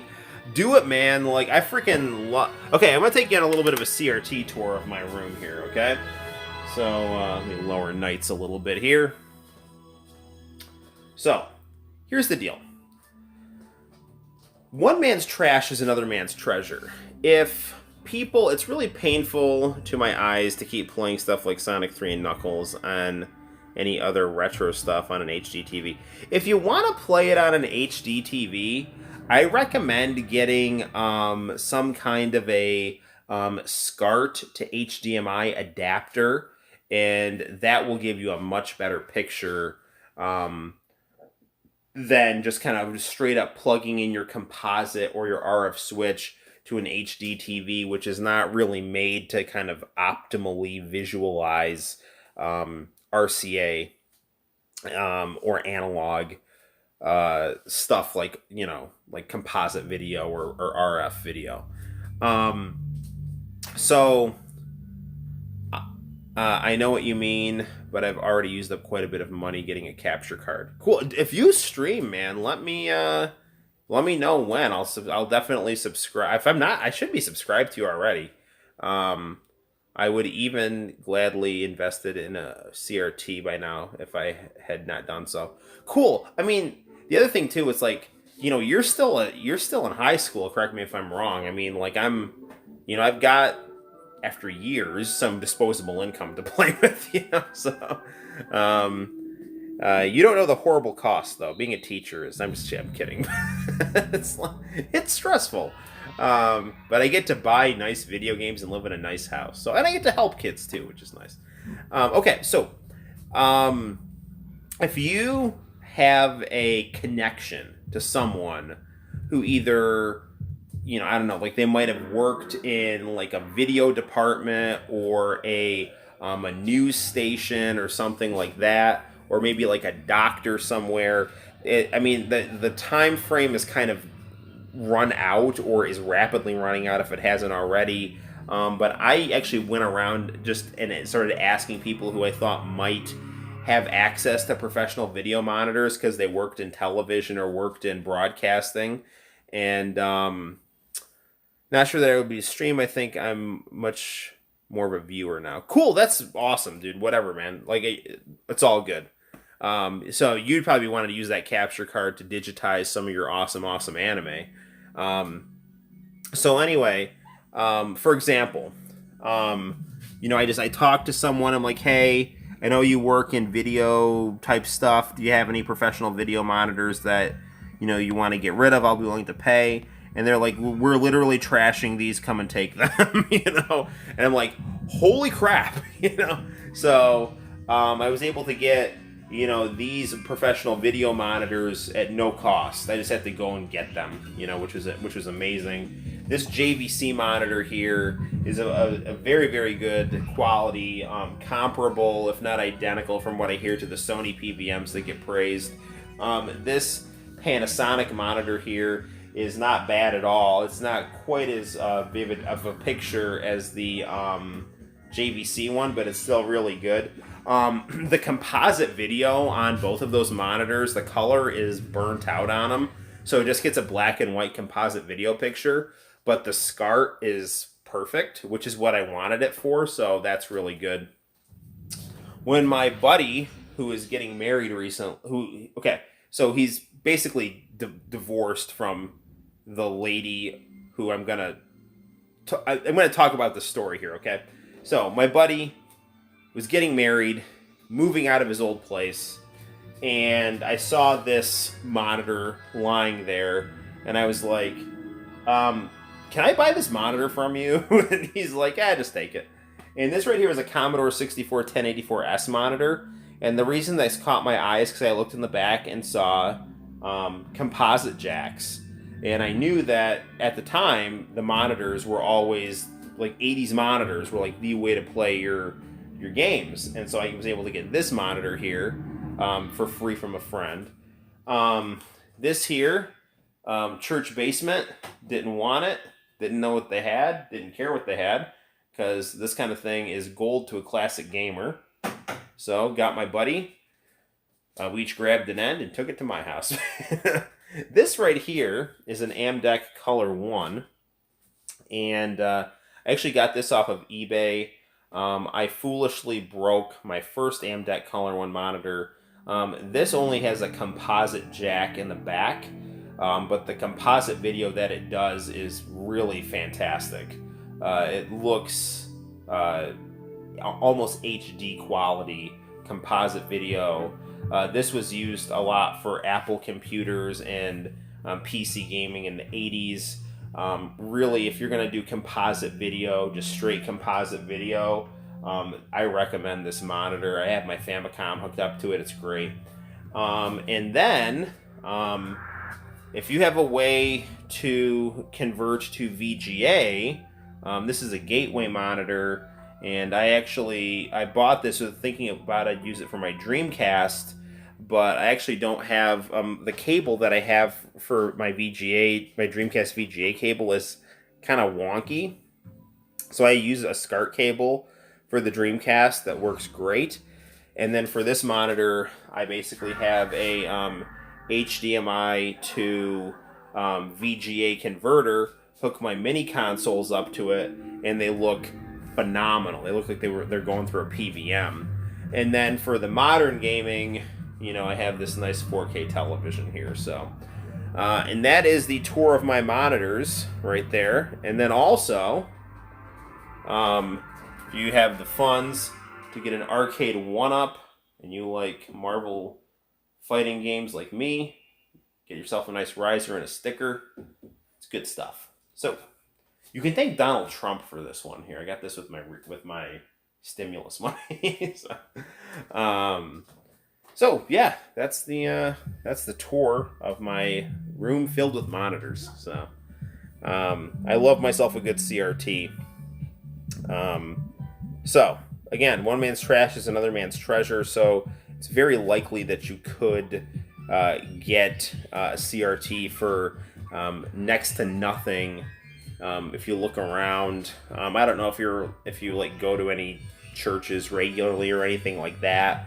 I actually asked my high school principal if he had any monitors he didn't want, and he said that he didn't have anything to give me. But like, it can't hurt to ask. Like, what are they gonna say? No, So, and a lot of the time they're gonna be like, "What the hell do you want this for? Just go buy a new HD TV." But they don't understand. The classic gamers, this stuff is like gold. But the people on eBay know, so they're gonna charge you, and so because shipping these things isn't cheap, so you're gonna be paying a decent chunk of change, probably triple digits, anywhere from like one to $600, so depending on your situation. So, yeah, so that's it. So just keep an eye out, keep your options open, save up some money, and just see what happens. So you playing the waiting game is kind of frustrating, but it will also pay off if you find something you like. So, and that goes with relationships as well, so, not just 80s televisions. So, all right. Anyway, let's play some boxing here. I've never played this game. It came in the mail today. It was thrown into my Sega Saturn gift bag here. So we'll play some of this. We'll give Knights a rest.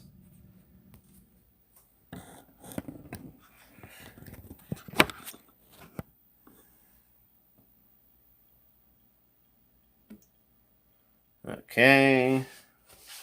Knights, you are a good game. You're going to go back into your case.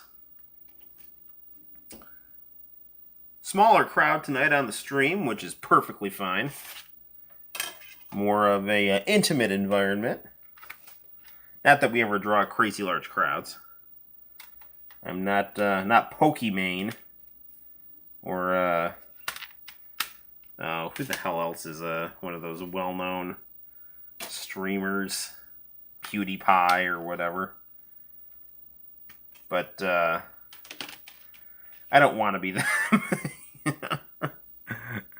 I'm also doing... Okay, what are you saying? Okay. Not sure what I would do to be able to stream. Okay, I just use my setup to record games I like playing. Right on. I'm also doing right now too. Awesome. Cool. Alright, let's check out this boxing game. Boxing games, I don't know. They're good. I don't have a ton of boxing games. The boxing games I have are more of the arcade style. Victor RCA makes this game here. That's cool.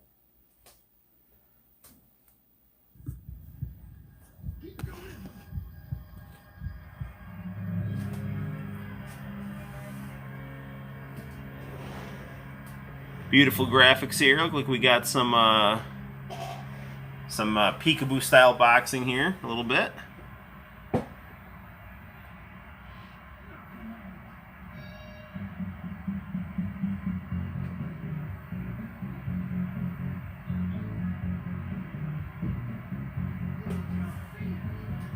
It's got a nice look to it here.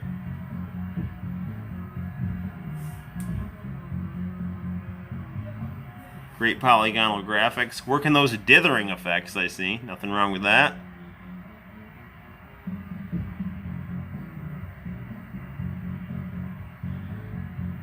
I've actually been able to start hitting the heavy bag and the speed bag again, and I pretty much just put on a boxing hit workout and work the heavy bag, and then just, mess around, doing different shadow boxing things and whatnot. It's great, just to have access to that kind of equipment. I'm fortunate enough to live next to a boxing gym, which is great. Cool. All right, let's see what this game is like.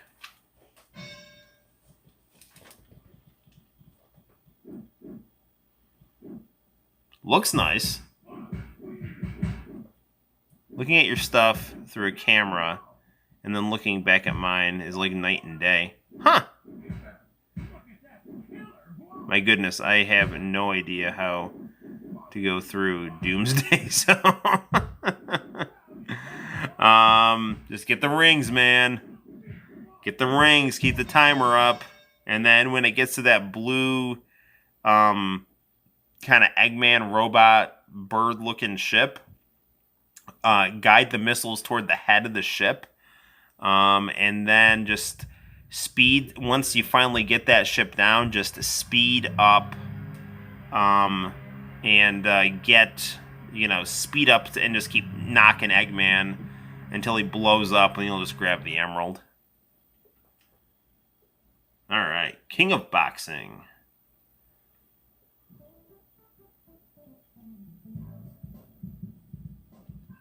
Main event, sparring. Let's see what our options are here. 3 rounds.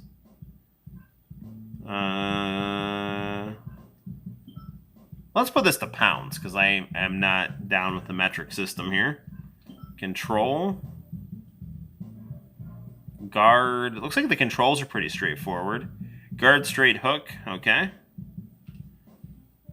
So, what's your jab? Because in boxing, it's like jab, cross, hook, hook, uppercut. Alright, whatever. We'll figure it out.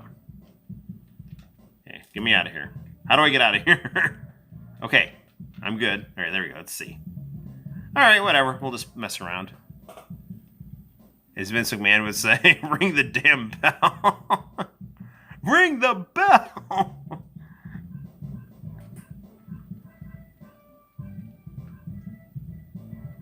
Okay. Looks like I'll just go to debut here.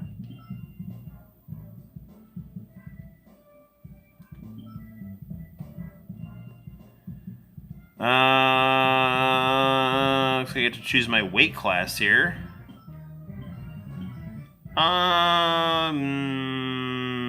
Well, I am. Last time I checked, I was like 209. So that's between middle and heavy. Middle. I am a binary cisgendered male, and I like it that way.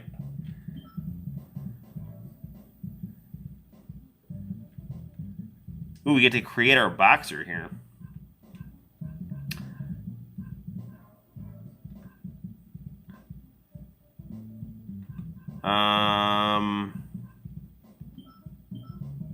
I am a southpaw converted to fighting orthodox.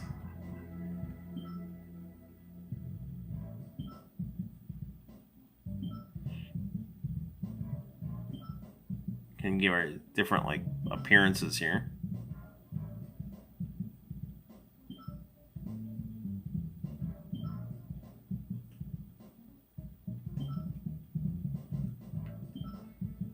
This looks nice. I like these. Tyson is my favorite boxer, but I'm gonna go for the more anime-ish look here. No, I'm gonna go with the guy that looks most like Tyson.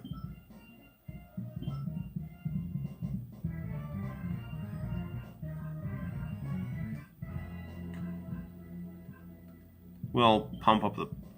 Oh, nice. They have it corresponding. But we do want to be fast. It's probably a good balance there. Power's important.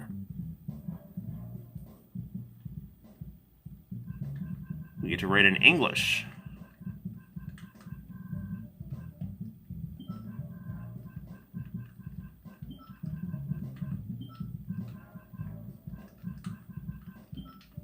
No. My name is not Noke. Ugh. How do I go back? There we go. Alright. Alright.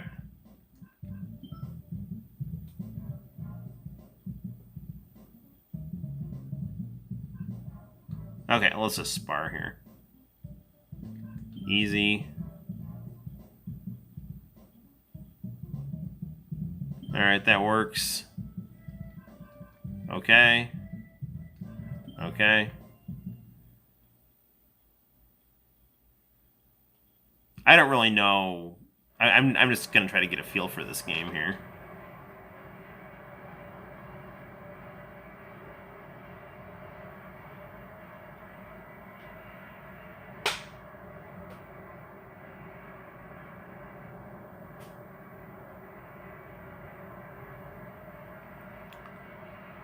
All right. Round one. Okay, so we're moving pretty slow here. Okay, so here's your straight. This is a very slow-moving game here. How do I go closer to him?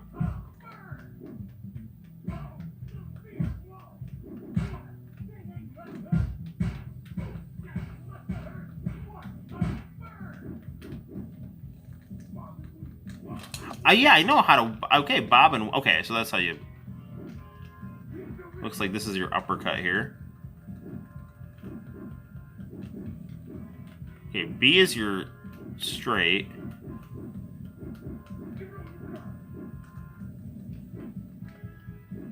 Oh, I see. So, based on what direction you hit the D-pad that's whether you throw a jab or a cross. That's interesting. But then how do you?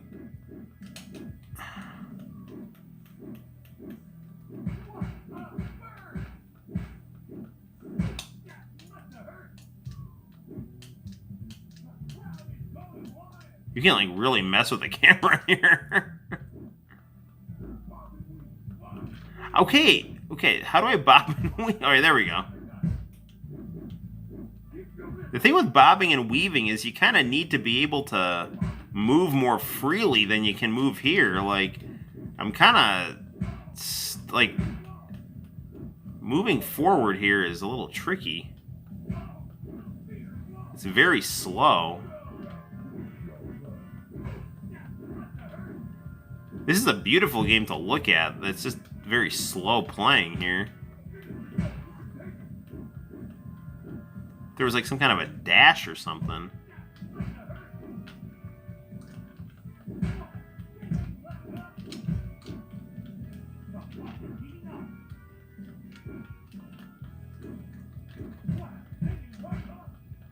It's almost like, I wonder if this is like, is this tank controls here?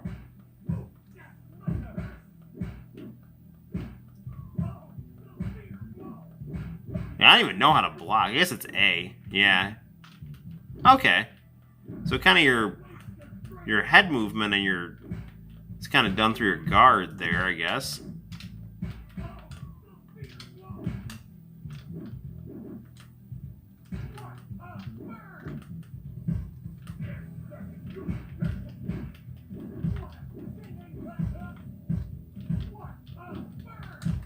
Come on, bro. I'm in freaking A. There we go.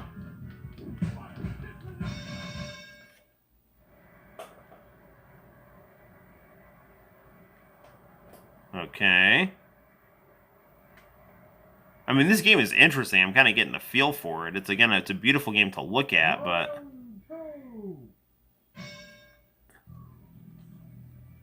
but the movement is just very, very slow. Oh, okay, you kind of got to like dash forward.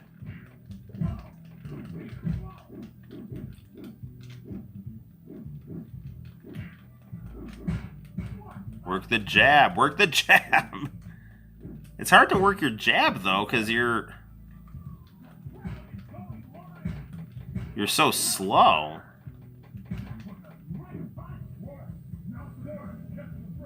Knocked him down.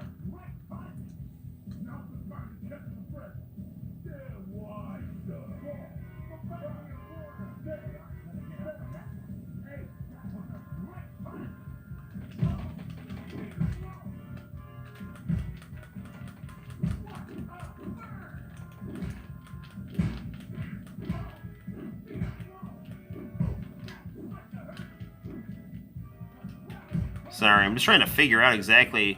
It's kind of hard to commentate on this game because I'm still kind of grappling to figure out the controls here myself.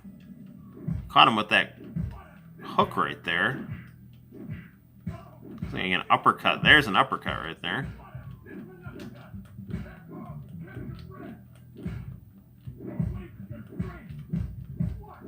Come on, bro.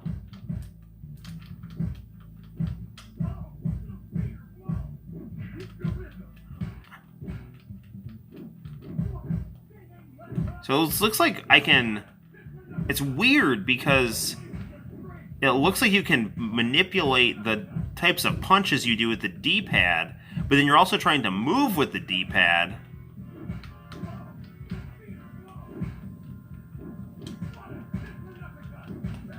I mean, once you kind of get in the rhythm of this, it gets to be more and more fun. Of course, I say that now. I won't say it if I start losing. Which I might be. I mean, I've got a knockdown, but I still might be losing on points here.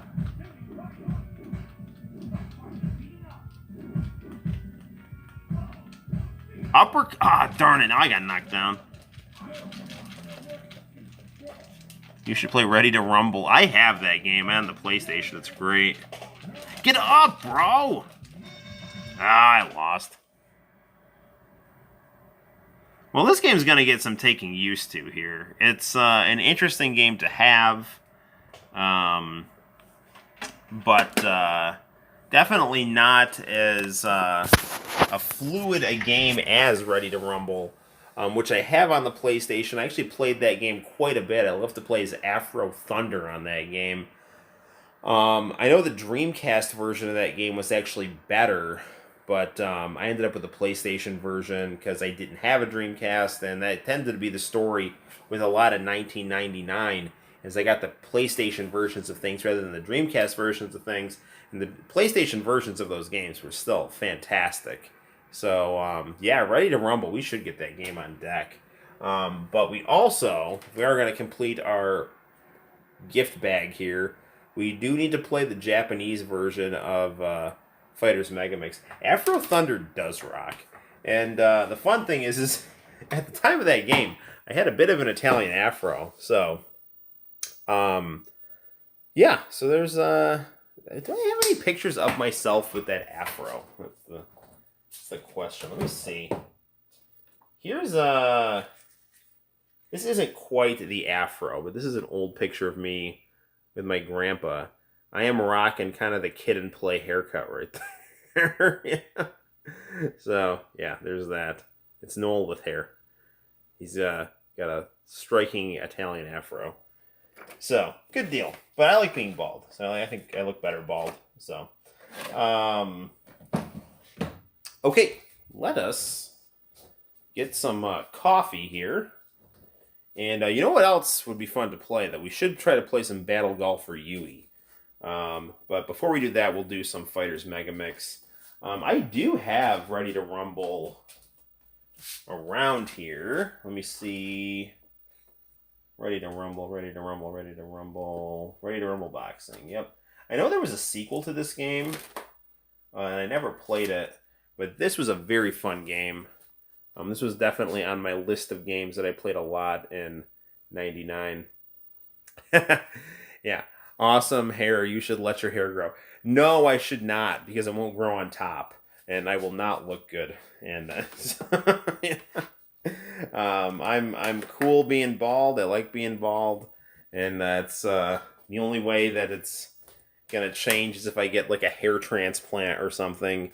And I like being bald, so I'm not gonna go that route.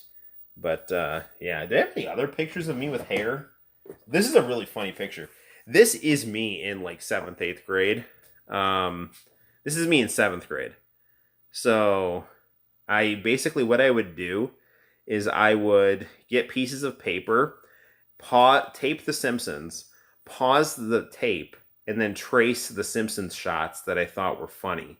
So we have like Smithers getting stung by the bee, Dr. Hibbert with dreadlocks, Homer and Cletus the slack-jawed yokel, Ooter, Mr. Burns with a toupee, the steamed hams, Principal Skinner, Chief Wiggum eating a burger, Grandpa Simpson just freaking out. So just this is me in seventh grade. This is what I did in my spare time.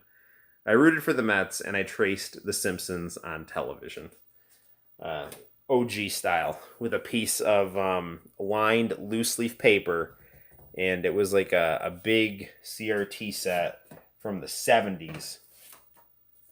Here's a picture of me this is me when I had blonde hair, like right after high school.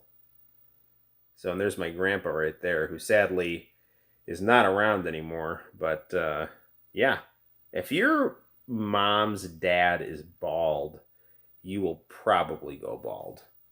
So yeah, there's me with hair, but I'm a fan of the baldness. It's nature's way. So okay, let's play some Fighters Megamix. The other good thing about being bald is, like, if you look good bald, it's kind of like you got nothing to lose. So I think that helps with the ladies. It's kind of like you don't have to worry about what you'll look like if you go bald. You're already bald, and you already look good. So there you go. Okay, Fighters Megamix. We'll get that set up. I'll actually put the camera down here.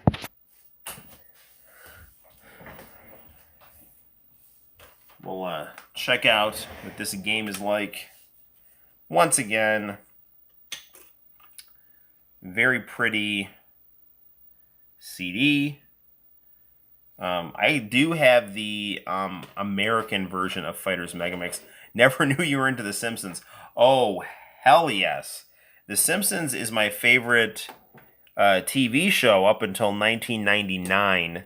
After 1999, the show's quality began to steadily decline. I don't think there was an unfunny episode of The Simpsons until this episode came out in, I think, 98, and it was like a musical episode. I remember they had like it was like Clint Eastwood and Lee Van Cleef and Paint Your Wagon, and it was just like kind of weird music skits.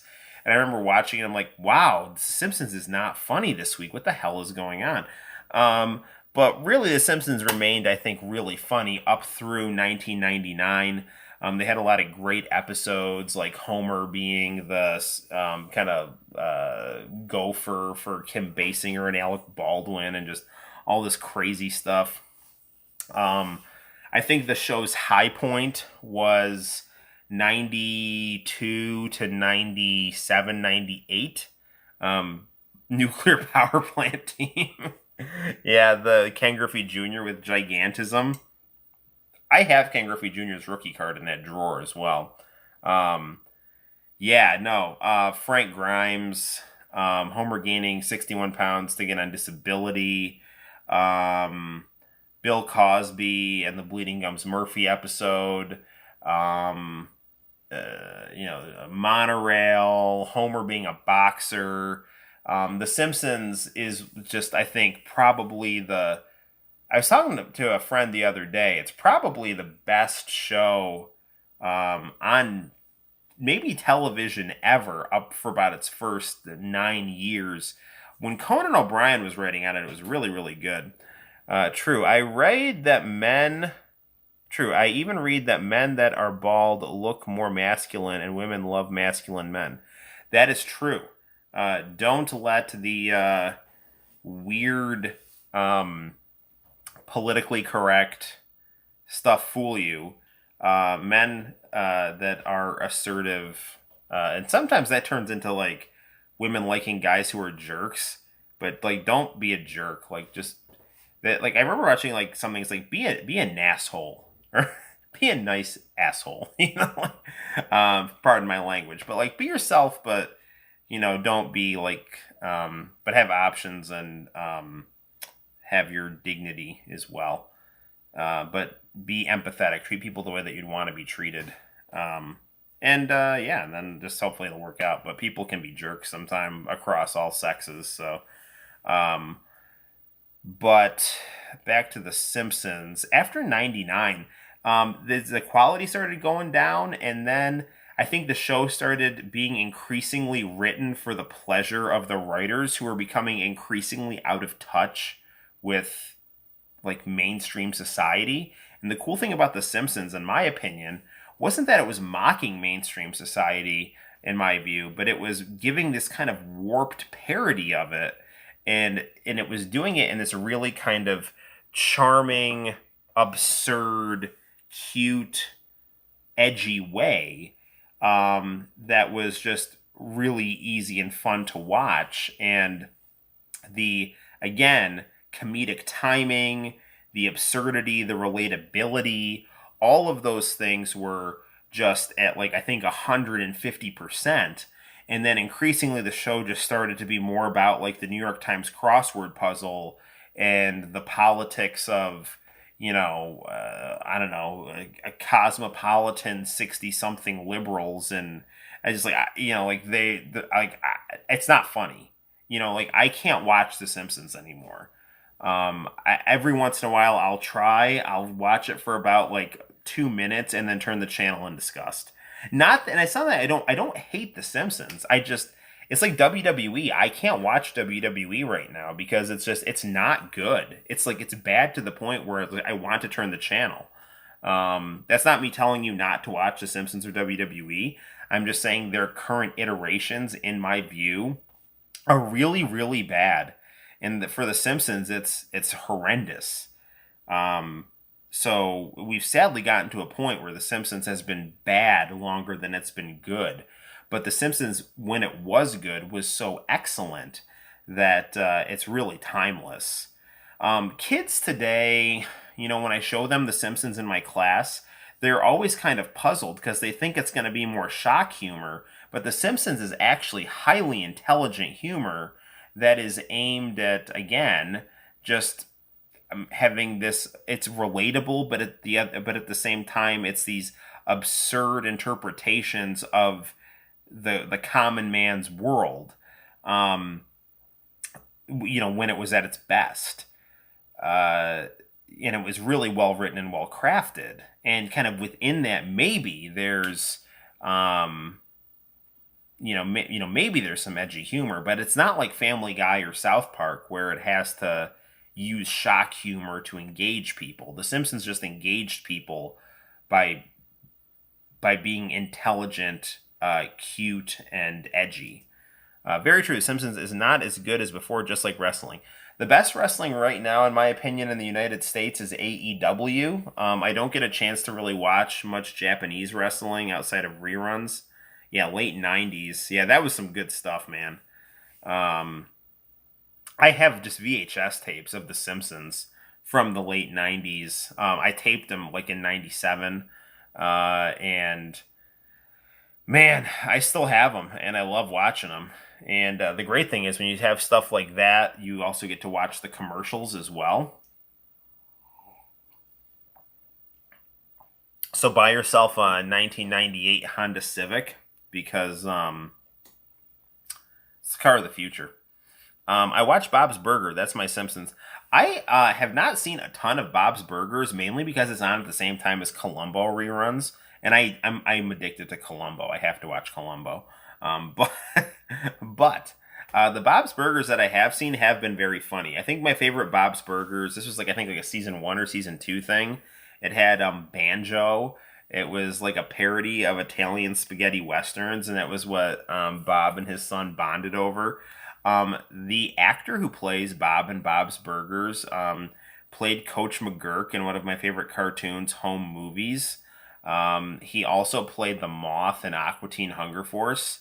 So I'm actually a big fan of that guy. I'm blanking on his name. His last name is Benjamin, I think. But yeah, I like Bob's Burgers. I don't watch it a ton, but from what I've seen of it, it's good. It's one of those shows that I think got kind of off to a slow start, and then once it got its footing, it got to be really funny. So cool, man. Bob's Burgers sounds really good. I'm a huge fan of the early Adult Swim cartoons as well. I think Adult Swim got too dark and again lost touch with what made it good in the first place, which again was nerdy guys with a warped sense of humor expressing themselves. So the early Adult Swim with shows like C Lab 2021 and Aqua Teen Hunger Force and the Brack Show, um, and Space Ghost Coast to Coast. That period in home movies, which was it was an old WB show, but it got kind of a new life breathed into it on Adult Swim, just like Family Guy. Actually, Family Guy was dead in the water, canceled for years until Adult Swim brought it back.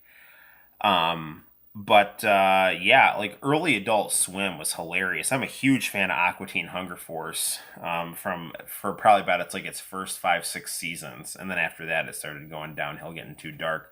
We need the DeLorean to go back to the '90s and escape the coronavirus.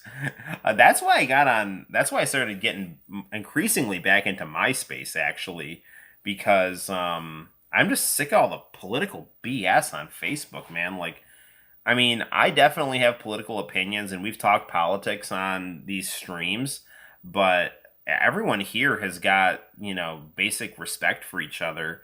Increasingly, people are just encouraged to get hysterical and close minded, and I just don't want to deal with it, man. Like, you can't have a freaking discussion with anyone without, it's either feeling like confrontational or combative, and like no one's mind is going to change. So it's like, what's the freaking point? Politics on social media is a dead end. You think to yourself naively that's like, I can really make a difference expressing my political views and spreading the good news, like the gospel, and it's not like that at all. 2020 is a dusty cartridge that needs to be cleaned out. In all honesty, guys, my 2020 has been stellar, which sounds crazy, but like I'm spending time with my kid. I loved teaching online. I thought teaching online was actually really fun. I got to spend time with my family. I didn't have to deal with a lot of the disciplinary headaches. And the kids, I actually think, were more accountable to their parents. So I had a lot of students that weren't doing well until we started doing things online. And then once their parents were kind of like, do your work or else, then they started giving me good work. But there were also other situations that were, kids needed the discipline and structure of the classroom, and they kind of fell off without that. So different people need different kinds of learning environments. But for me personally, 2020 has been stellar as long as everyone stays healthy.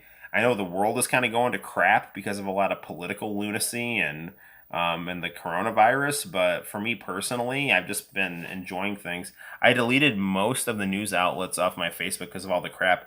I'm unfollowing people like crazy. Like, I'm not one of those people that's like, I'm gonna unfriend you because you disagree with me on politics, but I'm gonna mute you or I'm gonna unfollow you because I don't want to hear what you have to say, man. Like, I've heard it once and that's enough, dude. And news outlets, like mainstream news outlets, are completely compromised. It's just like the video game industry. We were talking about Last of Us 2 at the start of the stream, and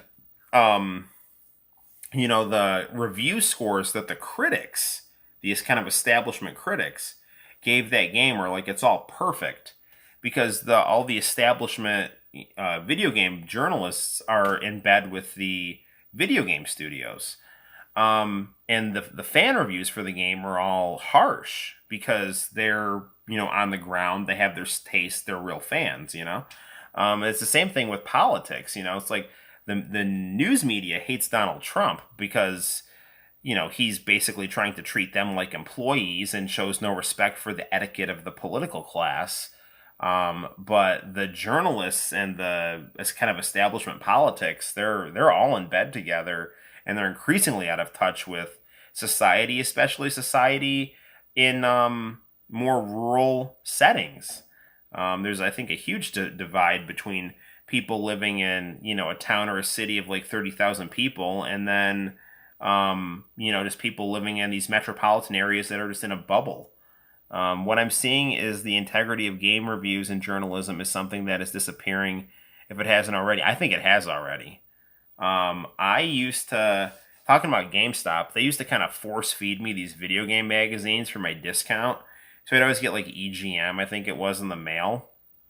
And at first I was like, oh, that's cool. I'll take a video game magazine. Until I started reading the articles. And it just all was like pushing one type of game. And it was just everything that I liked was getting crapped on. It was just like, it didn't seem honest. It just seemed like these people had a sense of their own reputation and they were pushing certain products and it was not engaging and it was annoying. People have become total bootlickers when years ago you'd never have seen something like that happen. And yeah, agree. I know. And the thing is that thanks to YouTube and channels that really were kind of trailblazers in a lot of ways, like Classic Game Room, and I try to, in my own way, have my channel be that way. People like Classic Gaming Quarterly. Just again like smaller, just YouTube channels where like people who can thread a sentence together and like to game give honest opinions. Like that kind of stuff has, I think, really put a big chink in the armor of these crappy video game journalists, who like to think of themselves as part of the establishment because they're out of touch and corrupt. I don't really care. And there's the fact that everything is a subliminal message. Absolutely. Everything's like super politically charged. And I'm not saying stuff can't have politics in it, but there's a big difference between like having a perspective and being preachy and ham-fisted and shoving crap down people's throats. I don't really care about Last of Us, but Sony has given nothing but a slap on the wrist for what looks to be intimate sexual. Yeah, I've seen the meme. It looks weird, man. But when you can't even get 1/2 a second of fan service on a third party, yeah, no, it's ridiculous, man. And again, there's always that saying that Japan has its own set of standards, and they don't play ball by these kind of social justice marketing trends, and that's exactly what it is. It's its own marketing because. Kind of marketing 101 is like you want to manipulate people psychologically, and you want to try to associate your product with some kind of political liberation.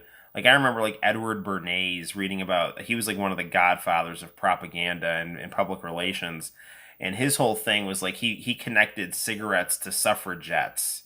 So he connected like his product, which was poison. I mean, not people didn't know quite as well how bad cigarettes were back in the 20s, but it's like he needed to give like deeper meaning to cigarettes, so he connected it to like female suffragettes. That's all that's happening right now with all this stuff. It's like they're trying to find any kind of like edgy kind of political movement that's trying to like push for greater rights. And whether or not those rights are you agree with them or disagree with them or whatever, but the reality of the situation is that people are attaching their marketing products to these issues to sell stuff because they need to add more depth to this product. They need to fetishize the product, mystify the product. Effective. Okay, so I'm willing. Okay, hang on a second. I'm willing to be. It's because women in question has much more of a built physique. I've heard that girl is like jacked to hell. Effectively giving more reason to believe my theory. Yeah, it is to push an agenda. Because, what's her name? There was some graduate student or something that had this big load of crap about how video games were bad to women or something like that. I don't know. He claimed like women were abused in video games or something. I mean, I got a Dead or Alive box back there, okay? That is like, one of the most like sexy girl fighting games there is, and the girls beat the crap out of all the guys. The girls are cooler than all the guys. The girls have more story development than the guys. I, as a guy, am more interested in a lot of the girl characters for their personalities and their appearance. Characters like Chun-Li, also in Street Fighter, Cammy, Morgan. I mean, these are like girls that like look very fan servicey for the male audience. But they're Tifa from Final Fantasy VII, but they're not treated as in any kind of condescending way. In fact, they're the equals or better to a lot of the male characters, and that's done being aimed at a male audience. So I think a lot of this, kind of crap, again, is just Edward Bernays attaching cigarettes to suffragettes. They're just trying to attach their product to now this, kind of sexual social justice stuff, because that's the closest thing they can find to a suffragette, and they want to make their product sell, and they want to get people talking about things. And again, people are becoming increasingly more tribal, and I think if they just kind of they'll find some base or some audience to consume their stuff because they agree with their politics, and that it's a shame too, because if you just put out a good product, people will buy it. I don't. Yeah, I mean, I genuinely believe that, especially when it comes to video games. Like, word of mouth will start to spread about things, and people will start buying stuff. Like, like, take the Sonic movie, for example. People were all like, "Hey, Dakota, hey, we've had a fun." We're just now kind of just talking about a lot of politics in video games, like The Last of Us 2. And basically, I'm pretty much going on about how there's this trend in advertising that started in the 1920s to attach your product to a political message that was supposedly like progressive. So cigarettes were connected to suffragettes, women who wanted the right to vote, and that was how they sold the cigarettes. And so I'm talking about now how a lot of these video games are kind of being kind of ham-fisted with these agendas. Right or wrong, agree with them or disagree with them, I don't really care. I'm just saying it's kind of disingenuous for these games to be trying to connect themselves to a political agenda rather than just having a nice product with that kind of it could have a message, but it shouldn't be alienating to people for no real reason. And then I was also talking about that video games are actually not exploitative to sexy women. In fact, the sexy women in like Dead or Alive or Darkstalkers or Street Fighter are usually more engaging and interesting and just as strong in a lot of cases as the men. So I think a lot of this feminist critique of video game stuff is kind of I don't know. I don't know if people even play video games, or if they just make stuff up in their head to feel angry. Anything that provides an idealized figure hurts self-worth while inflating their ego, and more typical person would only never want to improve themselves more. Yeah, right. Cool. Interesting. Saw the Saturn stuff you got. We've been playing it. It's good stuff. In fact, so check out we're still going to be playing the stream because it's still pretty early. Even though we've been going on for about 2.5 hours. So we've played through we played some Nights into Dreams. We played Virtua Fighter, the original. We beat that. We played Fighting Vipers as Pepsi Man and beat that. Really the only game that has not been stellar is this boxing game that I just played, which is not a bad game, but its controls are clunky and kind of slow. But it's a very pretty game to look at. We're actually just about to pop in Fighters Mega Mix. And no Dead or Alive 2 yet, but that should come on Monday because the long-term date was the 22nd, and that should be Monday. So the date said 18 to 22nd. I figured since it was on the East Coast, it would be here by the 18th. But nevertheless, that should be here on Monday, and I do like to stream on Monday because, once again, I was saying this before, I'm really like kind of annoyed with WWE wrestling, so I'm not really watching Raw anymore. Dakota, the other thing we had on here was the CG Portrait series. These are music videos and based on a computer artwork for Virtua Fighter characters, and we watched the Akira and the Lao discs with really great Japanese kind of power pop music. Yeah, mail doesn't come tomorrow. Unless you're Amazon for some reason, like they got their guys delivering on Sundays. So yeah, but yeah, no, it's crazy, all this political stuff. And yeah, I don't get it, man. Like, idealized body images are not bad things, right? Like, I mean, I try to keep myself in shape. I've got some dad bod going on, but like, it's like you don't have to be like freaking cut to hell to be like feel good about yourself. You just got to be confident and try to take care of yourself and present the best version of yourself. And the same goes for men and women, And obviously, in a video game, you're going to get a more idealized version of everything, right?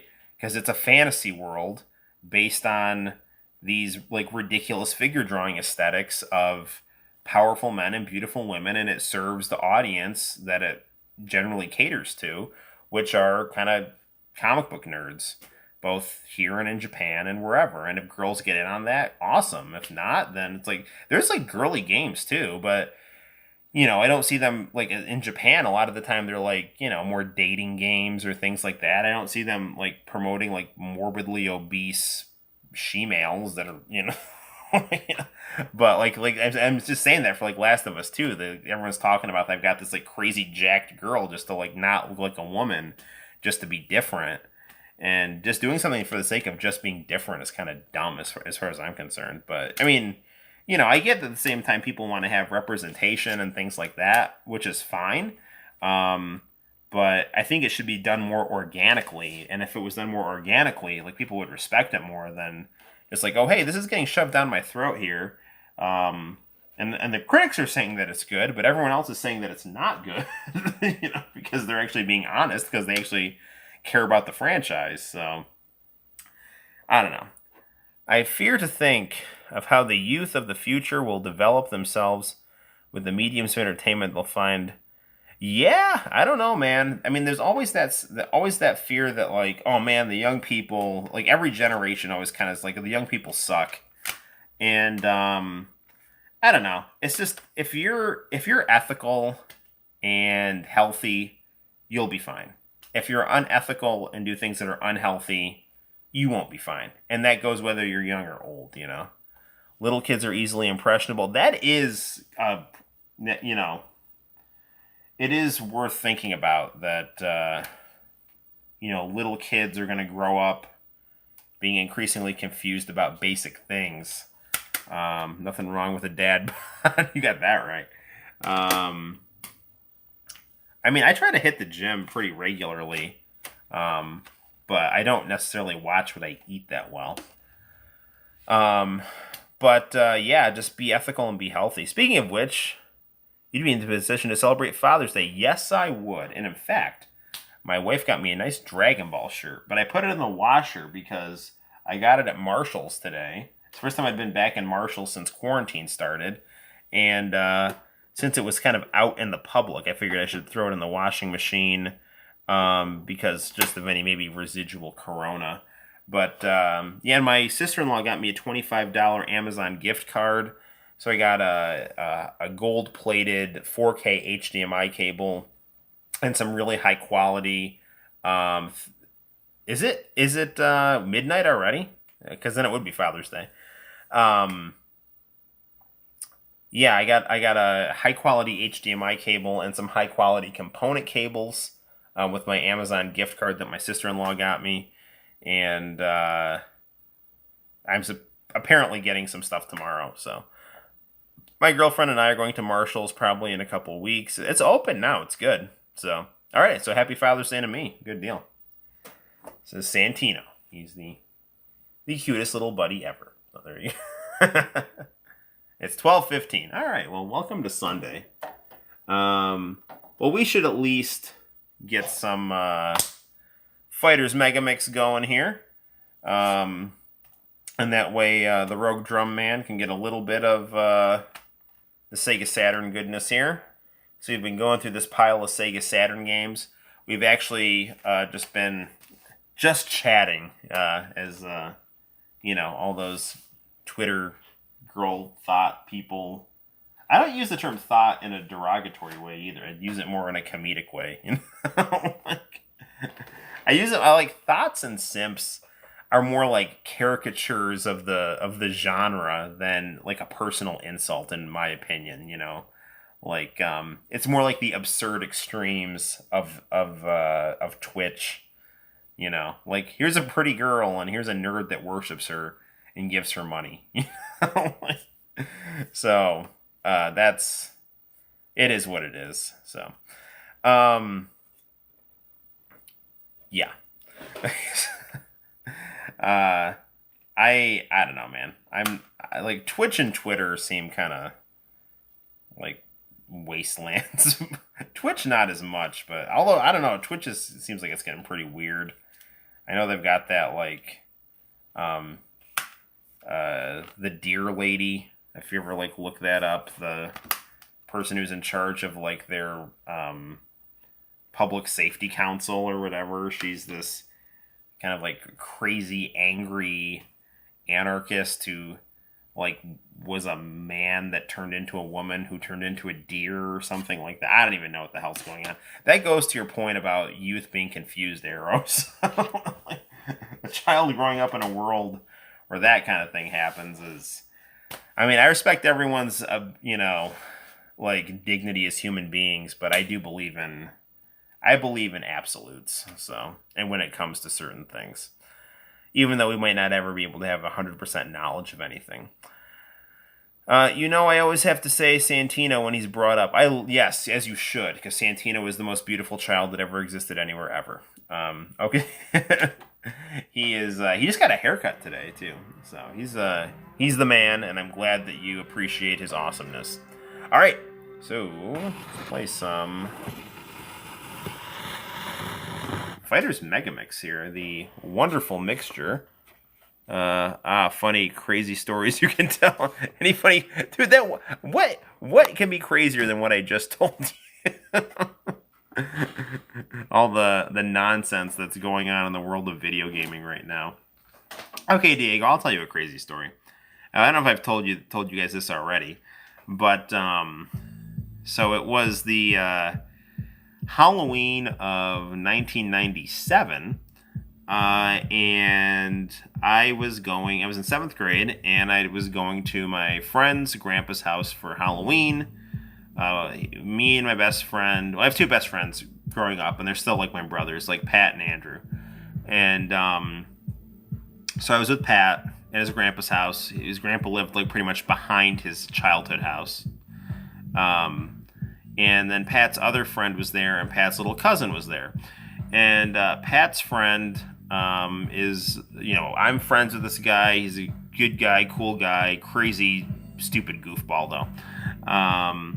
And so we're just there chatting, taking a walk around the block, and all of a sudden Pat's friend just kind of disappears, and Pat and I go back to his grandpa's house. We're just sitting in the driveway talking about Mortal Kombat Trilogy. Literally, that's what we did. We talked about Mortal Kombat Trilogy. Anyway, so all of a sudden his friend comes, does the freaking Dukes of Hazzard, slides across Pat's grandpa's like Buick LeSabre or whatever, like it was the General Lee. And yells at us to get inside. And we're like, what are you talking about? And all of a sudden it was like Carl Winslow from Family Matters. Like literally this cop that looked just like Carl Winslow from Family Matters pointing a gun at us, telling us to freeze. So apparently what ended up happening was Scott apparently was being like, I don't know if someone was going to like rob the gas station or was like doing something unsavory. The cop was out patrolling on Halloween, and my friend decided to, when the cop asked him a question, rather than answer it honestly, bolt and then lead him in the direction of me and my friend. And so I got to have the fun experience of getting patted down by a cop. Nothing too serious, but he was checking to see if I had any like weapons or anything on me. Of course I didn't. I think I might have had a wet wipe in my Dallas Cowboys starter jacket or something like that, which I apparently needed afterward because I soiled myself, but that last part isn't true. I always soil myself. But yeah, all's well that ends well. Santino, yeah, finally, bushy fella. Yeah, so that's a funny story right there. Here's another funny story. I was the only man in a class full of militant feminists at SUNY Binghamton. And I respect women as every bit the equal of men, but I am not really a fan of feminism, because I think it's an ill-defined, willful ideology that kind of I don't know, like all ideologies, it can kind of become a religion almost, and an intolerant one at that. So, but I mean, I was a Catholic liberal going to an evangelical Christian high school. I'm used to dealing with people who have different worldviews and cultures than me. So, like that was fine. But like, I mean, and again, like you can hold a different opinion on this topic if you want. Like, I personally am pro-life. And, like there's just a ton of abortion apologia in this like women's history seminar I was in. So that was, kind of annoying. But I had my perspective, and I am I can make an argument, and be respectful. So anyway, I'm like living in this environment where I'm the only man in a room filled with like 9 militant feminists in a PhD program. And it was a women's history class. Anyway, they're going on about how, strong women are and about their female agency and all this other stuff. And then literally a spider came down from the ceiling, and everyone in that classroom started freaking out like a 1950s housewife. I am not kidding, 1,000%. They all were like freaking out. Like, I've got it on tape. I'll upload this shit to YouTube, man.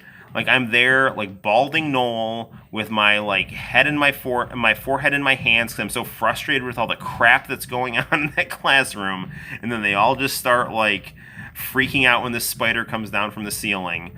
And, yeah, that's another funny story. Like, these, like, militant feminist graduate students turn into 1950s housewives when they see a spider. So there's another funny story that I can give you. I mean, I'm full of them, but those are the two off the top of my head that are the most kind of crazy comedic. I mean, I'm sure you've all seen my YouTube video about how the Russian hacker Big Show tried to recruit me to the WWF, or WWE, I'm sorry. So that's a whole other story you can find on the YouTube channel. Okay. Yeah, feminism stuff, especially how people can be annoying, right on. Funny story, I loved it. By definition, some people would be feminists, but really people say, is there more in line with... Like, yes, I know. Everyone's egalitarian.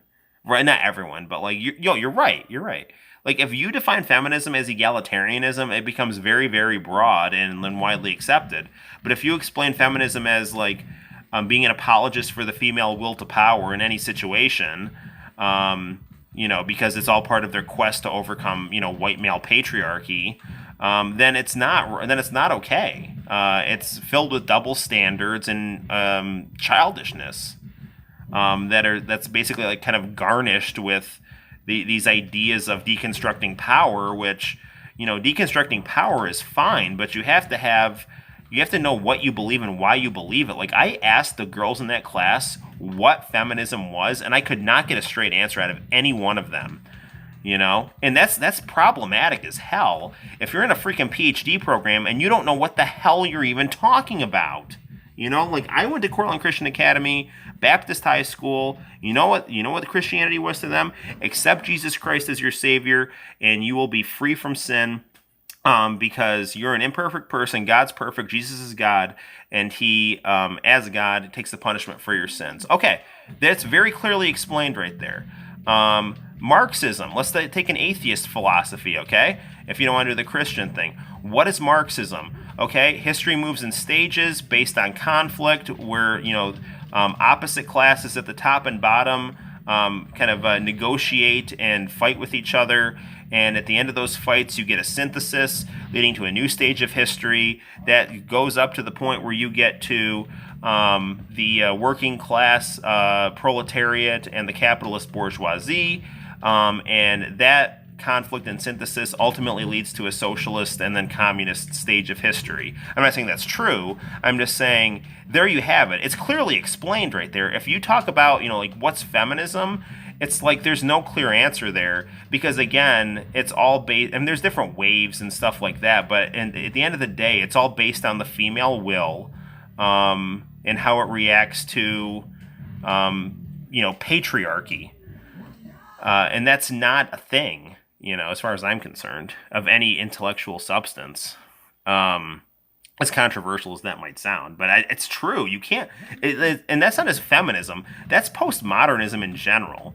You can't freaking have a whole philosophy that's based on the will to power because it has no. It's not built on anything stable. the ability of the people that you identify with in the past being willful to affect change over time, against people that you don't like, particularly white male capitalist patriarchy, like that's not that's not anything substantive. It's again, it's based completely on perspective. And the whole idea is like, well, the perspective of the people that I like is better because I say so, because they think that all truth is suspect, and you should be critical of when someone in a position of power says something, but that doesn't mean that every time when someone's in a position of power, they're being manipulative. Anyway, I'm rambling, but it's annoying stuff. Yeah, everyone is equal. Some people don't care about it, right? However, much criticism a religion might have, at least its followers will have specific definition. Yes, true. Radical feminism is more akin to someone throwing a hissy fit. You can find incredibly intelligent feminists, but at the end of the day, they may not really know what they're talking about. In terms of they might be building their argument on sand, because that sand is based again on how the female will reacts to patriarchal structures, and that's not like if a female will reacts to a patriarchal structure in a thoroughly immoral way, that's not laudatory, but it will be in a women's history class or a women's study class. The lack of self-criticism is absurd in those classes. If you're reading a book about abortion and the pro-life perspective is literally excluded from that book, you don't have to agree with it, but it has to be engaged. I have book after book after book about abortion, and like pro-life perspective is never presented seriously at all. It's like I'm doing a history of World War II. I'm going to cut out the Nazis because I just don't like them, or I'm going to cut out the English because I don't like them. That is such terrible history. But people get PhDs in that kind of crap. So anyway, I'm just going on, but anyway, we lost. Fighters Megamix is an awesome game. I don't mean to be getting all like angry and political here, but I have a lot of baggage from grad school. I do think that without question, women should have absolutely every right that a man has and be treated with absolutely every bit the same amount of dignity that a man has, and that men and women are both equal and unique to each other. They're not identical to each other. They have unique perspectives, unique experiences, and those things need to be respected. But just a lot of the kind of academic nonsense that I was like just rambling about there is so grating. And when that kind of thing just turns into a social religion, and then it gets attached to like marketing and things like that, it just gets to be insufferable.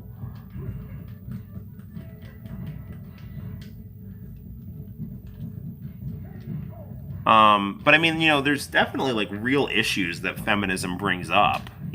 Like violence against women, being the biggest one, just any kind of, social inequalities that are brought up.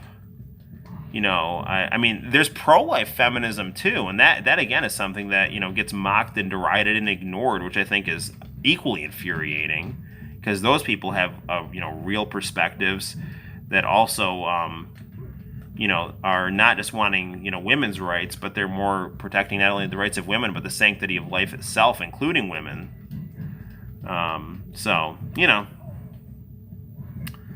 But you're free to disagree with anything that I say, and I totally respect your opinion, even if it disagrees with mine, because I'm not an immature idiot.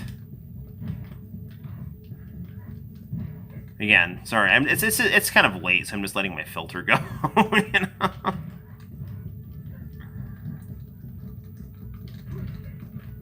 Honestly, the most tolerant people that I've ever dealt with are Baptist evangelical Christians. I'm not kidding. You know, they're the group that always gets like demonized in the media.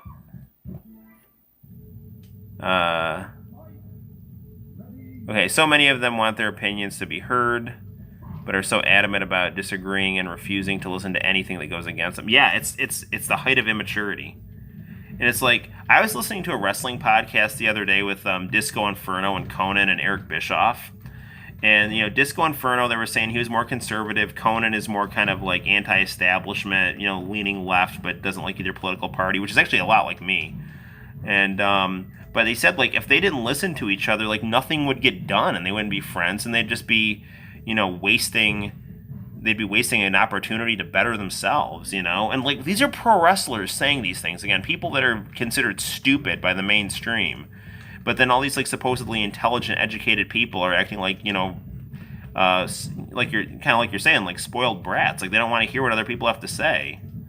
And if it disagrees with them, they just get dismissive and toxic about it. And it's like, I mean, I know I'm being dismissive and kind of angry in what I'm saying, but I'm at least trying to acknowledge the positives in the other side of the argument while talking about what annoys me, you know. And I was the one that sat through respectfully enough women's history classes to get a minor in women's history from Binghamton University, which is one of the most caricatured, you know, kind of like radical schools there is. The Berkeley of the Sunnis.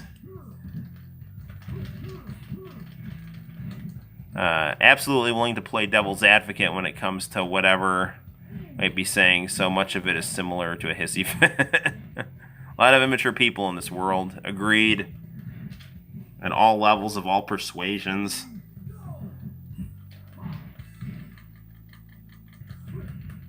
So we just got to do our part to be mature and be kind and ethical, you know?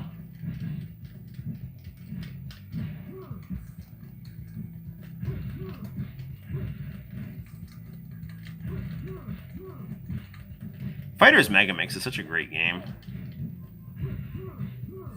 You can really see the graphical improvements they made since the original Virtua Fighter.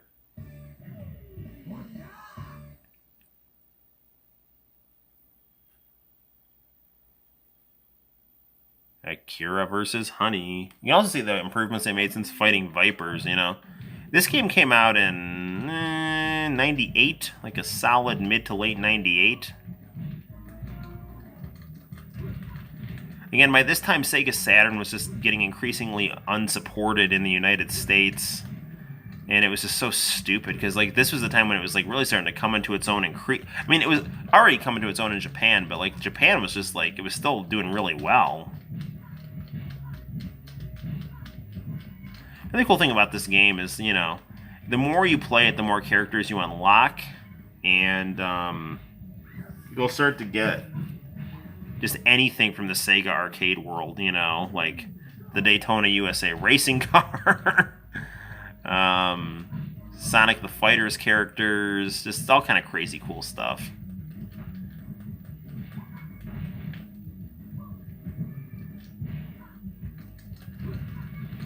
No, I mean, back to feminism. I mean, it's like, I mean, there's real intellectual movements that they pull their ideas from. Like, first wave feminism, heavily influenced by Christianity. Second wave feminism, I think, heavily influenced by Marxism. Third wave feminism, highly influenced by the postmodernism of like Nietzsche and Michel Foucault.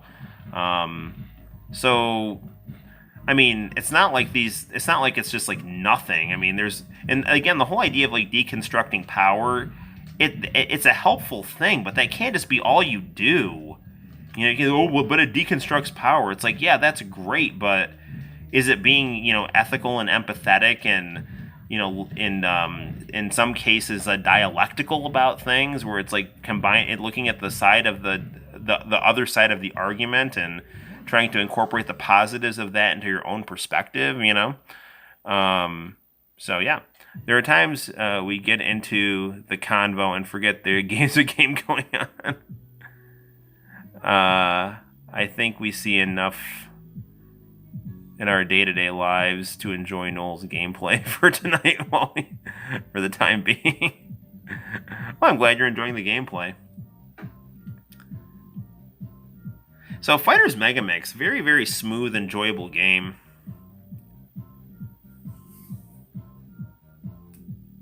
Again, very similar to Fighting Vipers. I gotta actually try to pick up some Virtua Fighter Kids. Because that's a really cool chibi game.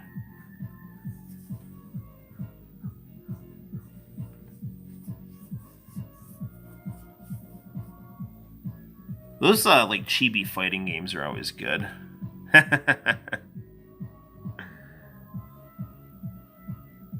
Like Super Gem Fighters Mini Mix. I always say we need to play that.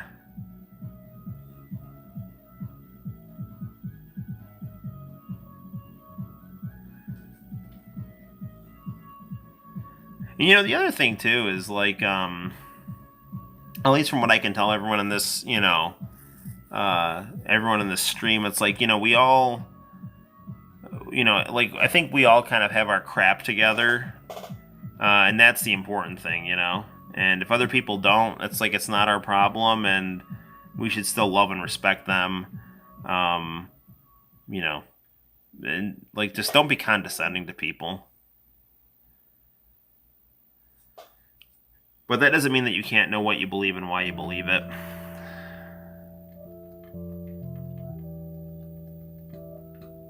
NGP.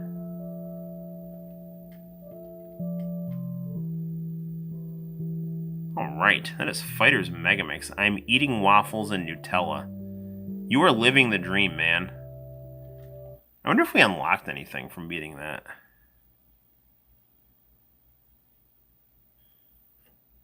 Sega AM2. This is such ridiculously crisp graphics here.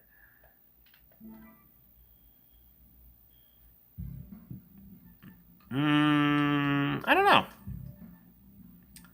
This is weird. We don't like necessarily have to go through like a whole other run, but like it's weird. They have like a different Mauler outfit here.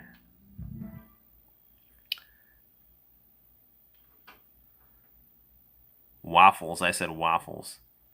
Oh, wafers. Vanilla wafers. Yeah, he looks like Zex Marquise from Gundam Wing here. Yeah, I guess it's getting late. I'm misreading waffles and wafers, but I'm also like trying to see what the comments are against the screen. Alright, bust through the wall. I do love vanilla wafers.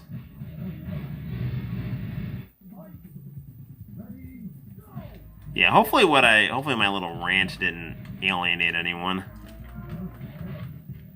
I'm just chatting.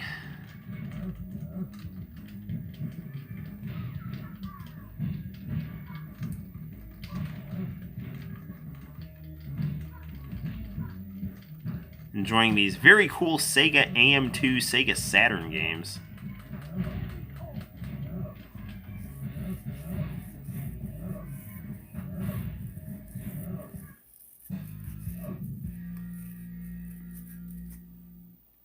All right.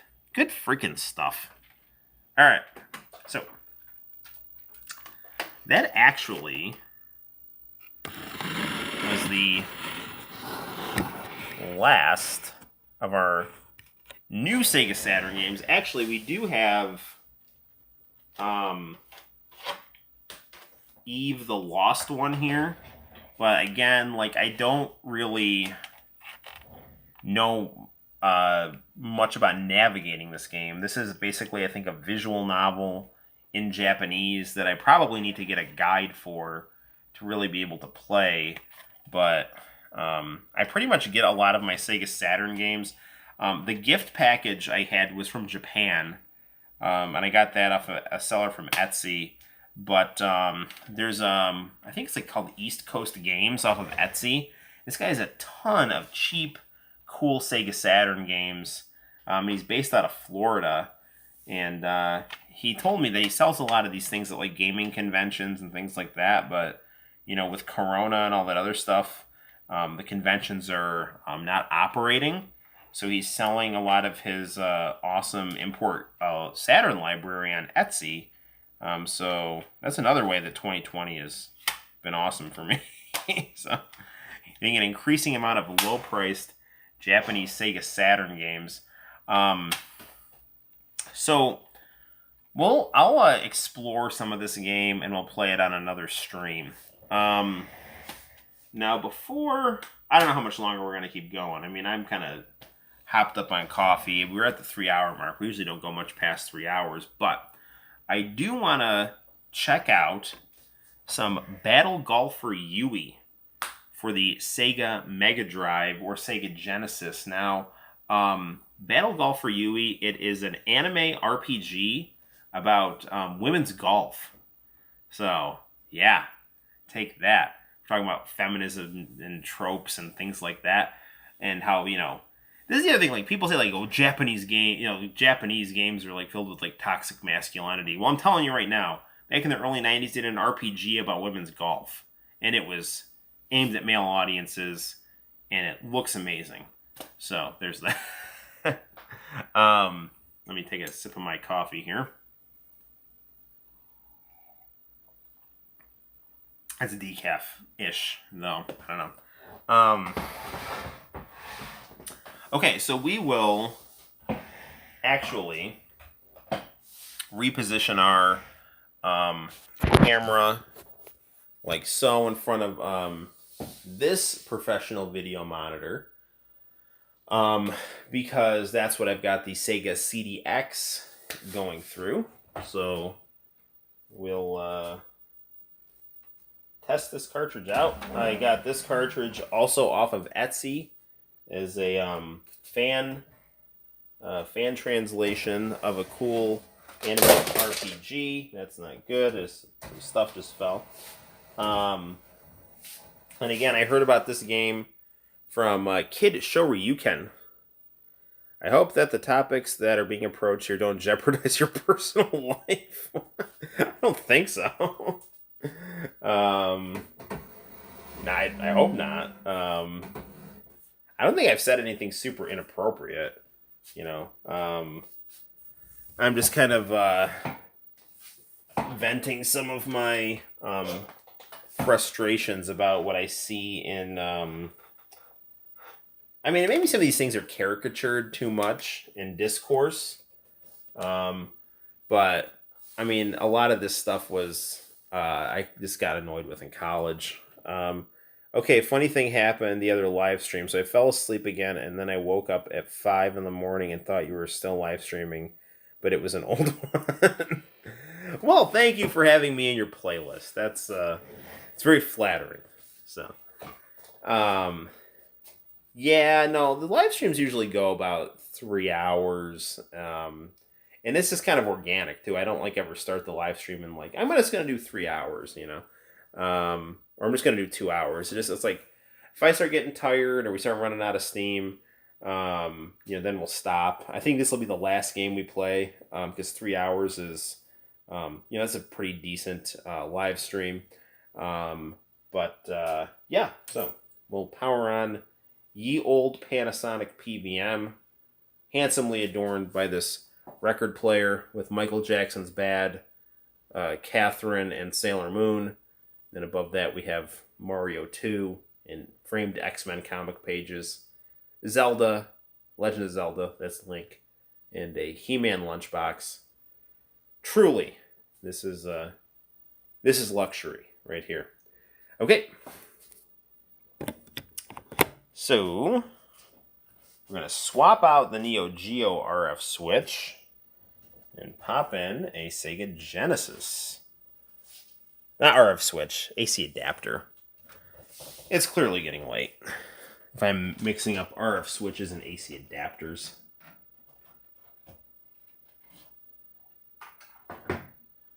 Alright, that's the 32X.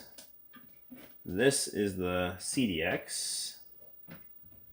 So much X in the form of Sega. Alright. Alright. Grab our controller.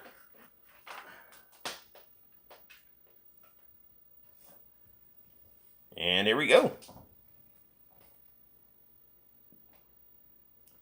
Since I usually play woke up and was like still live streaming. Then I fell back asleep and woke up around 6 and realized it was an older one. Since a lot of the time I play my Mega Drive games, which I don't have a ton of, I just basically have Cutie Suzuki and DJ Boy. I gotta position this a little better. That's good. I have it going through a Game Genie. Winners don't sell repros. This is a free translation patch. It should not be sold under any circumstances. Translation, blah, blah, blah, blah. Okay. Sega. Oh, great power ruler. These are the two the computer came up with this time. They are considered to be ideal for battle golfer bodies. Yumi Mizura, age 16. For the first body, Yumi Mizura. For the second, Ron Ryuzaki. May I seek our ruler's judgment. Bring them to me immediately.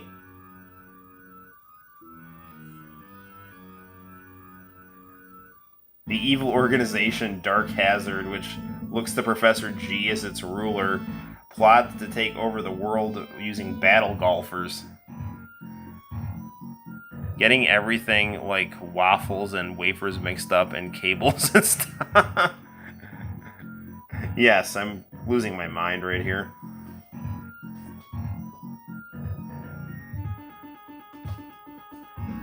Huh?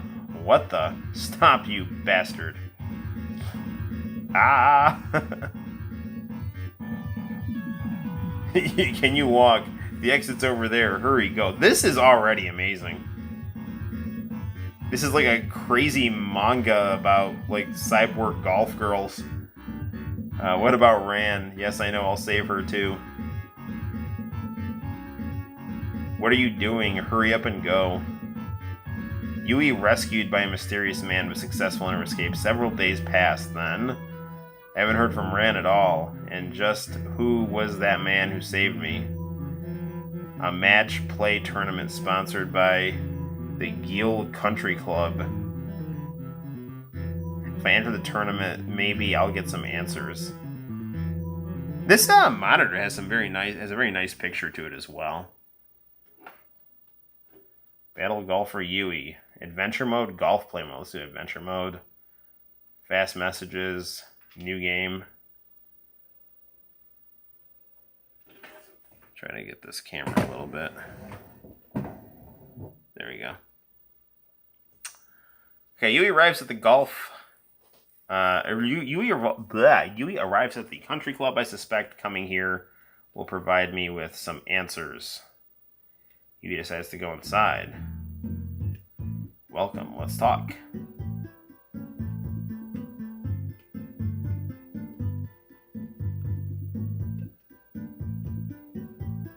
It's already a very engaging and fast-paced RPG here. You know, people really underestimate the graphical capabilities of the Mega Drive here.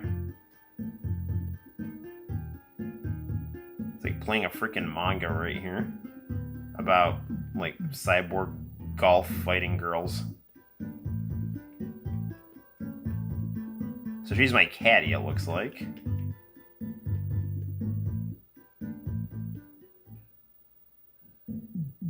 Hoshi, what's with this guy? It's me, your eternal rival, Mitsuri Hagata. Well, let's talk to him.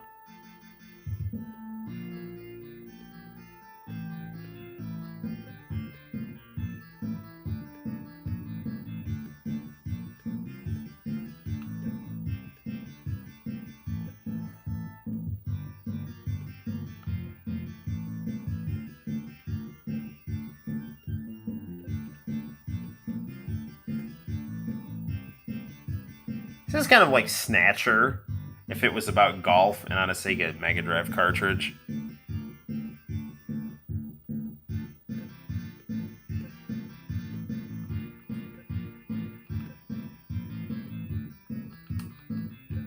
Let's think.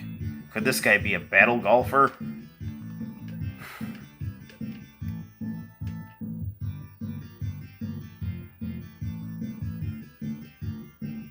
I knew it. You're a battle golfer. Of course, traitor, go ahead and rot away here. Black fire. You will be burned with black flames. Alright, let's do some combat here. I have no idea how this works. Apparently, we fight by playing golf.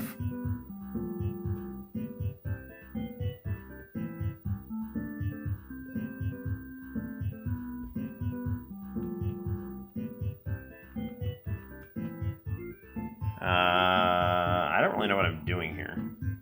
So I'm picking a club. Okay, that club. That face. Okay. Okay, how do I swing? Go. There we go. Alright, well, let's just go straight then.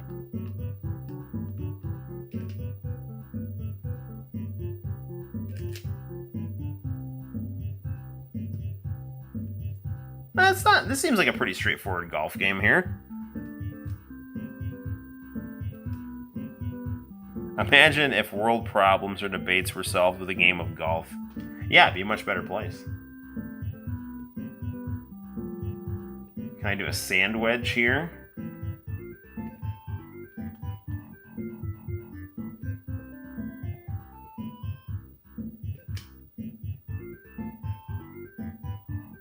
I think that was a good move right there. This is fun.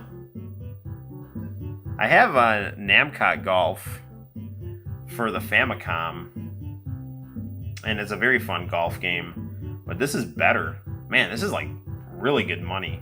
I spent some... The wise purchase is what I'm trying to say here. So it looks like the caddy automatically picks my club, which is nice.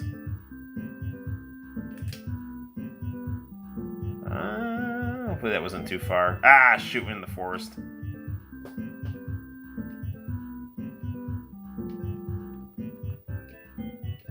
So let's say we don't want it quite all the way in the red there.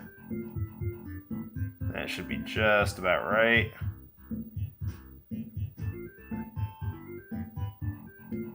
A little bit less.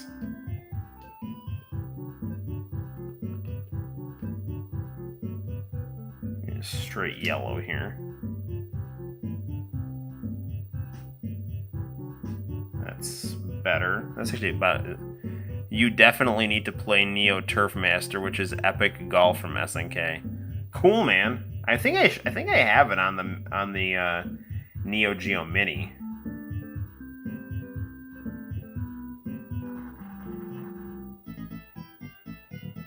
Oh no, he won.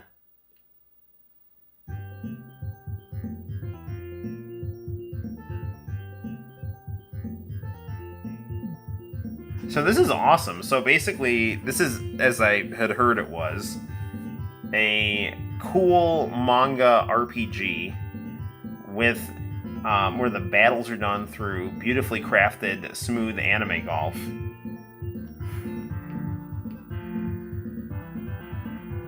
So Diego, does this game play like Turf Master? Because this game is super fun.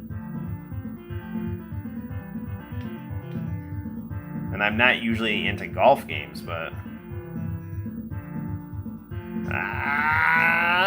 Good.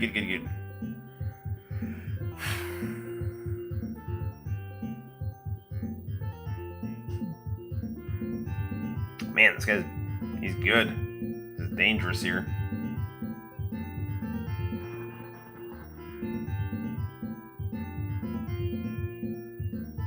Okay, so I'm gonna... Nothing too crazy here. That looks good. A little bit too much. Yes, it's very similar to this game. Cool. But lacking the exciting RPG elements.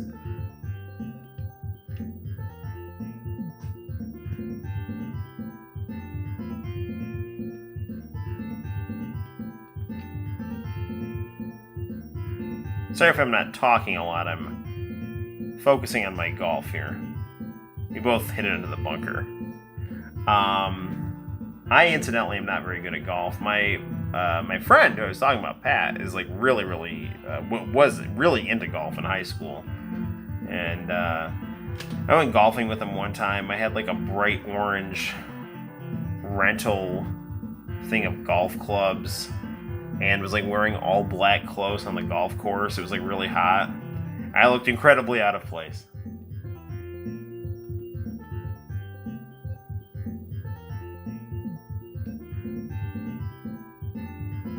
Come on, hole in one, hole in one! Ah!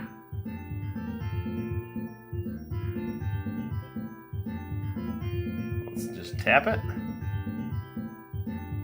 Oh. A little bit more. Ah!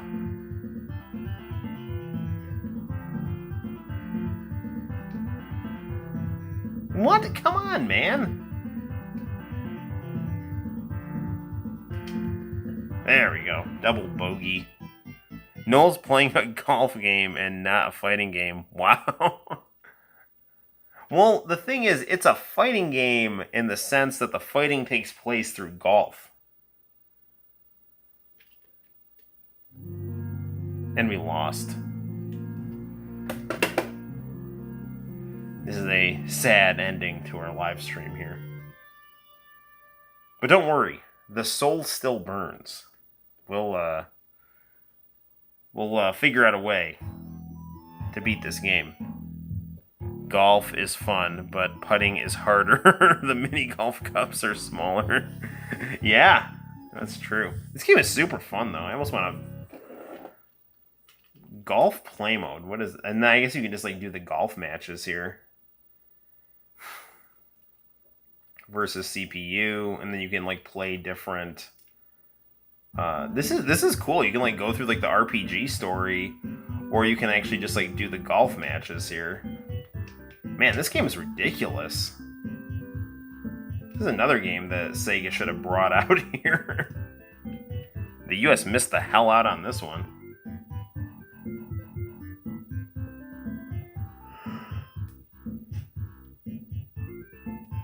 And the other cool thing about this style of gameplay is that you can then practice, and then when it gets to like story time here, you can still in the sand. I need to get a sandwich here. And then just hit it to high heaven. Darn it. Still in the bunker. Never knew golf games are hard. I mean, this is the first time I've ever played this, so I'm also probably not very good at it.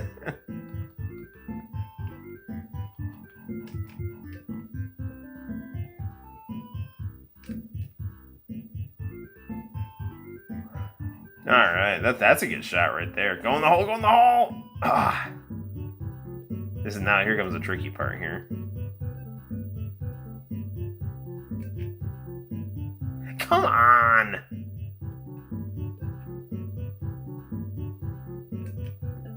Alright, bogey.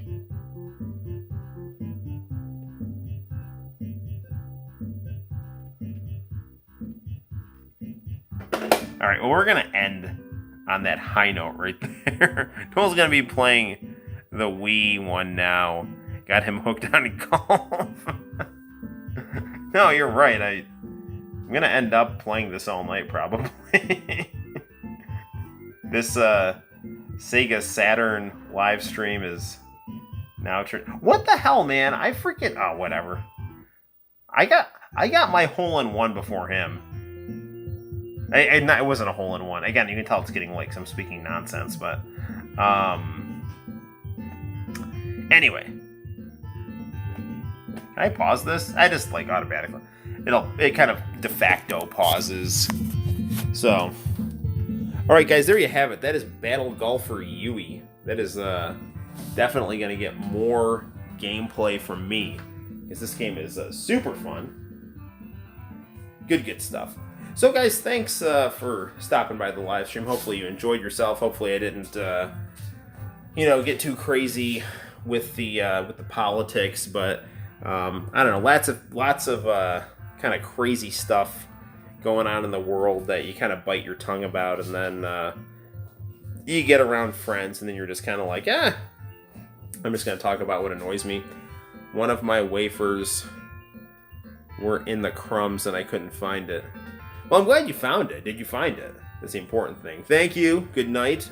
So I'm assuming we'll stream again on Monday, when hopefully Dead or Alive 2 Ultimate for the Mountain Dew Xbox gets here. So yeah, again, thanks again, guys, for stopping by. I enjoy your company and your commentary and your friendship. So thanks for all you do for helping me out and bearing with my eccentricities. So cool, man. I appreciate all of you. Arrow, Nick. We have to go to Robot City in the near future. And yes, DOA 2 Ultimate is on the way. So I will see you all in the very near future. Keep tuned into the YouTube channel for all kinds of fun review content and live streaming. And until next time, guys, my name is Noel. You take care, and I will see you in the very near future. Bye-bye.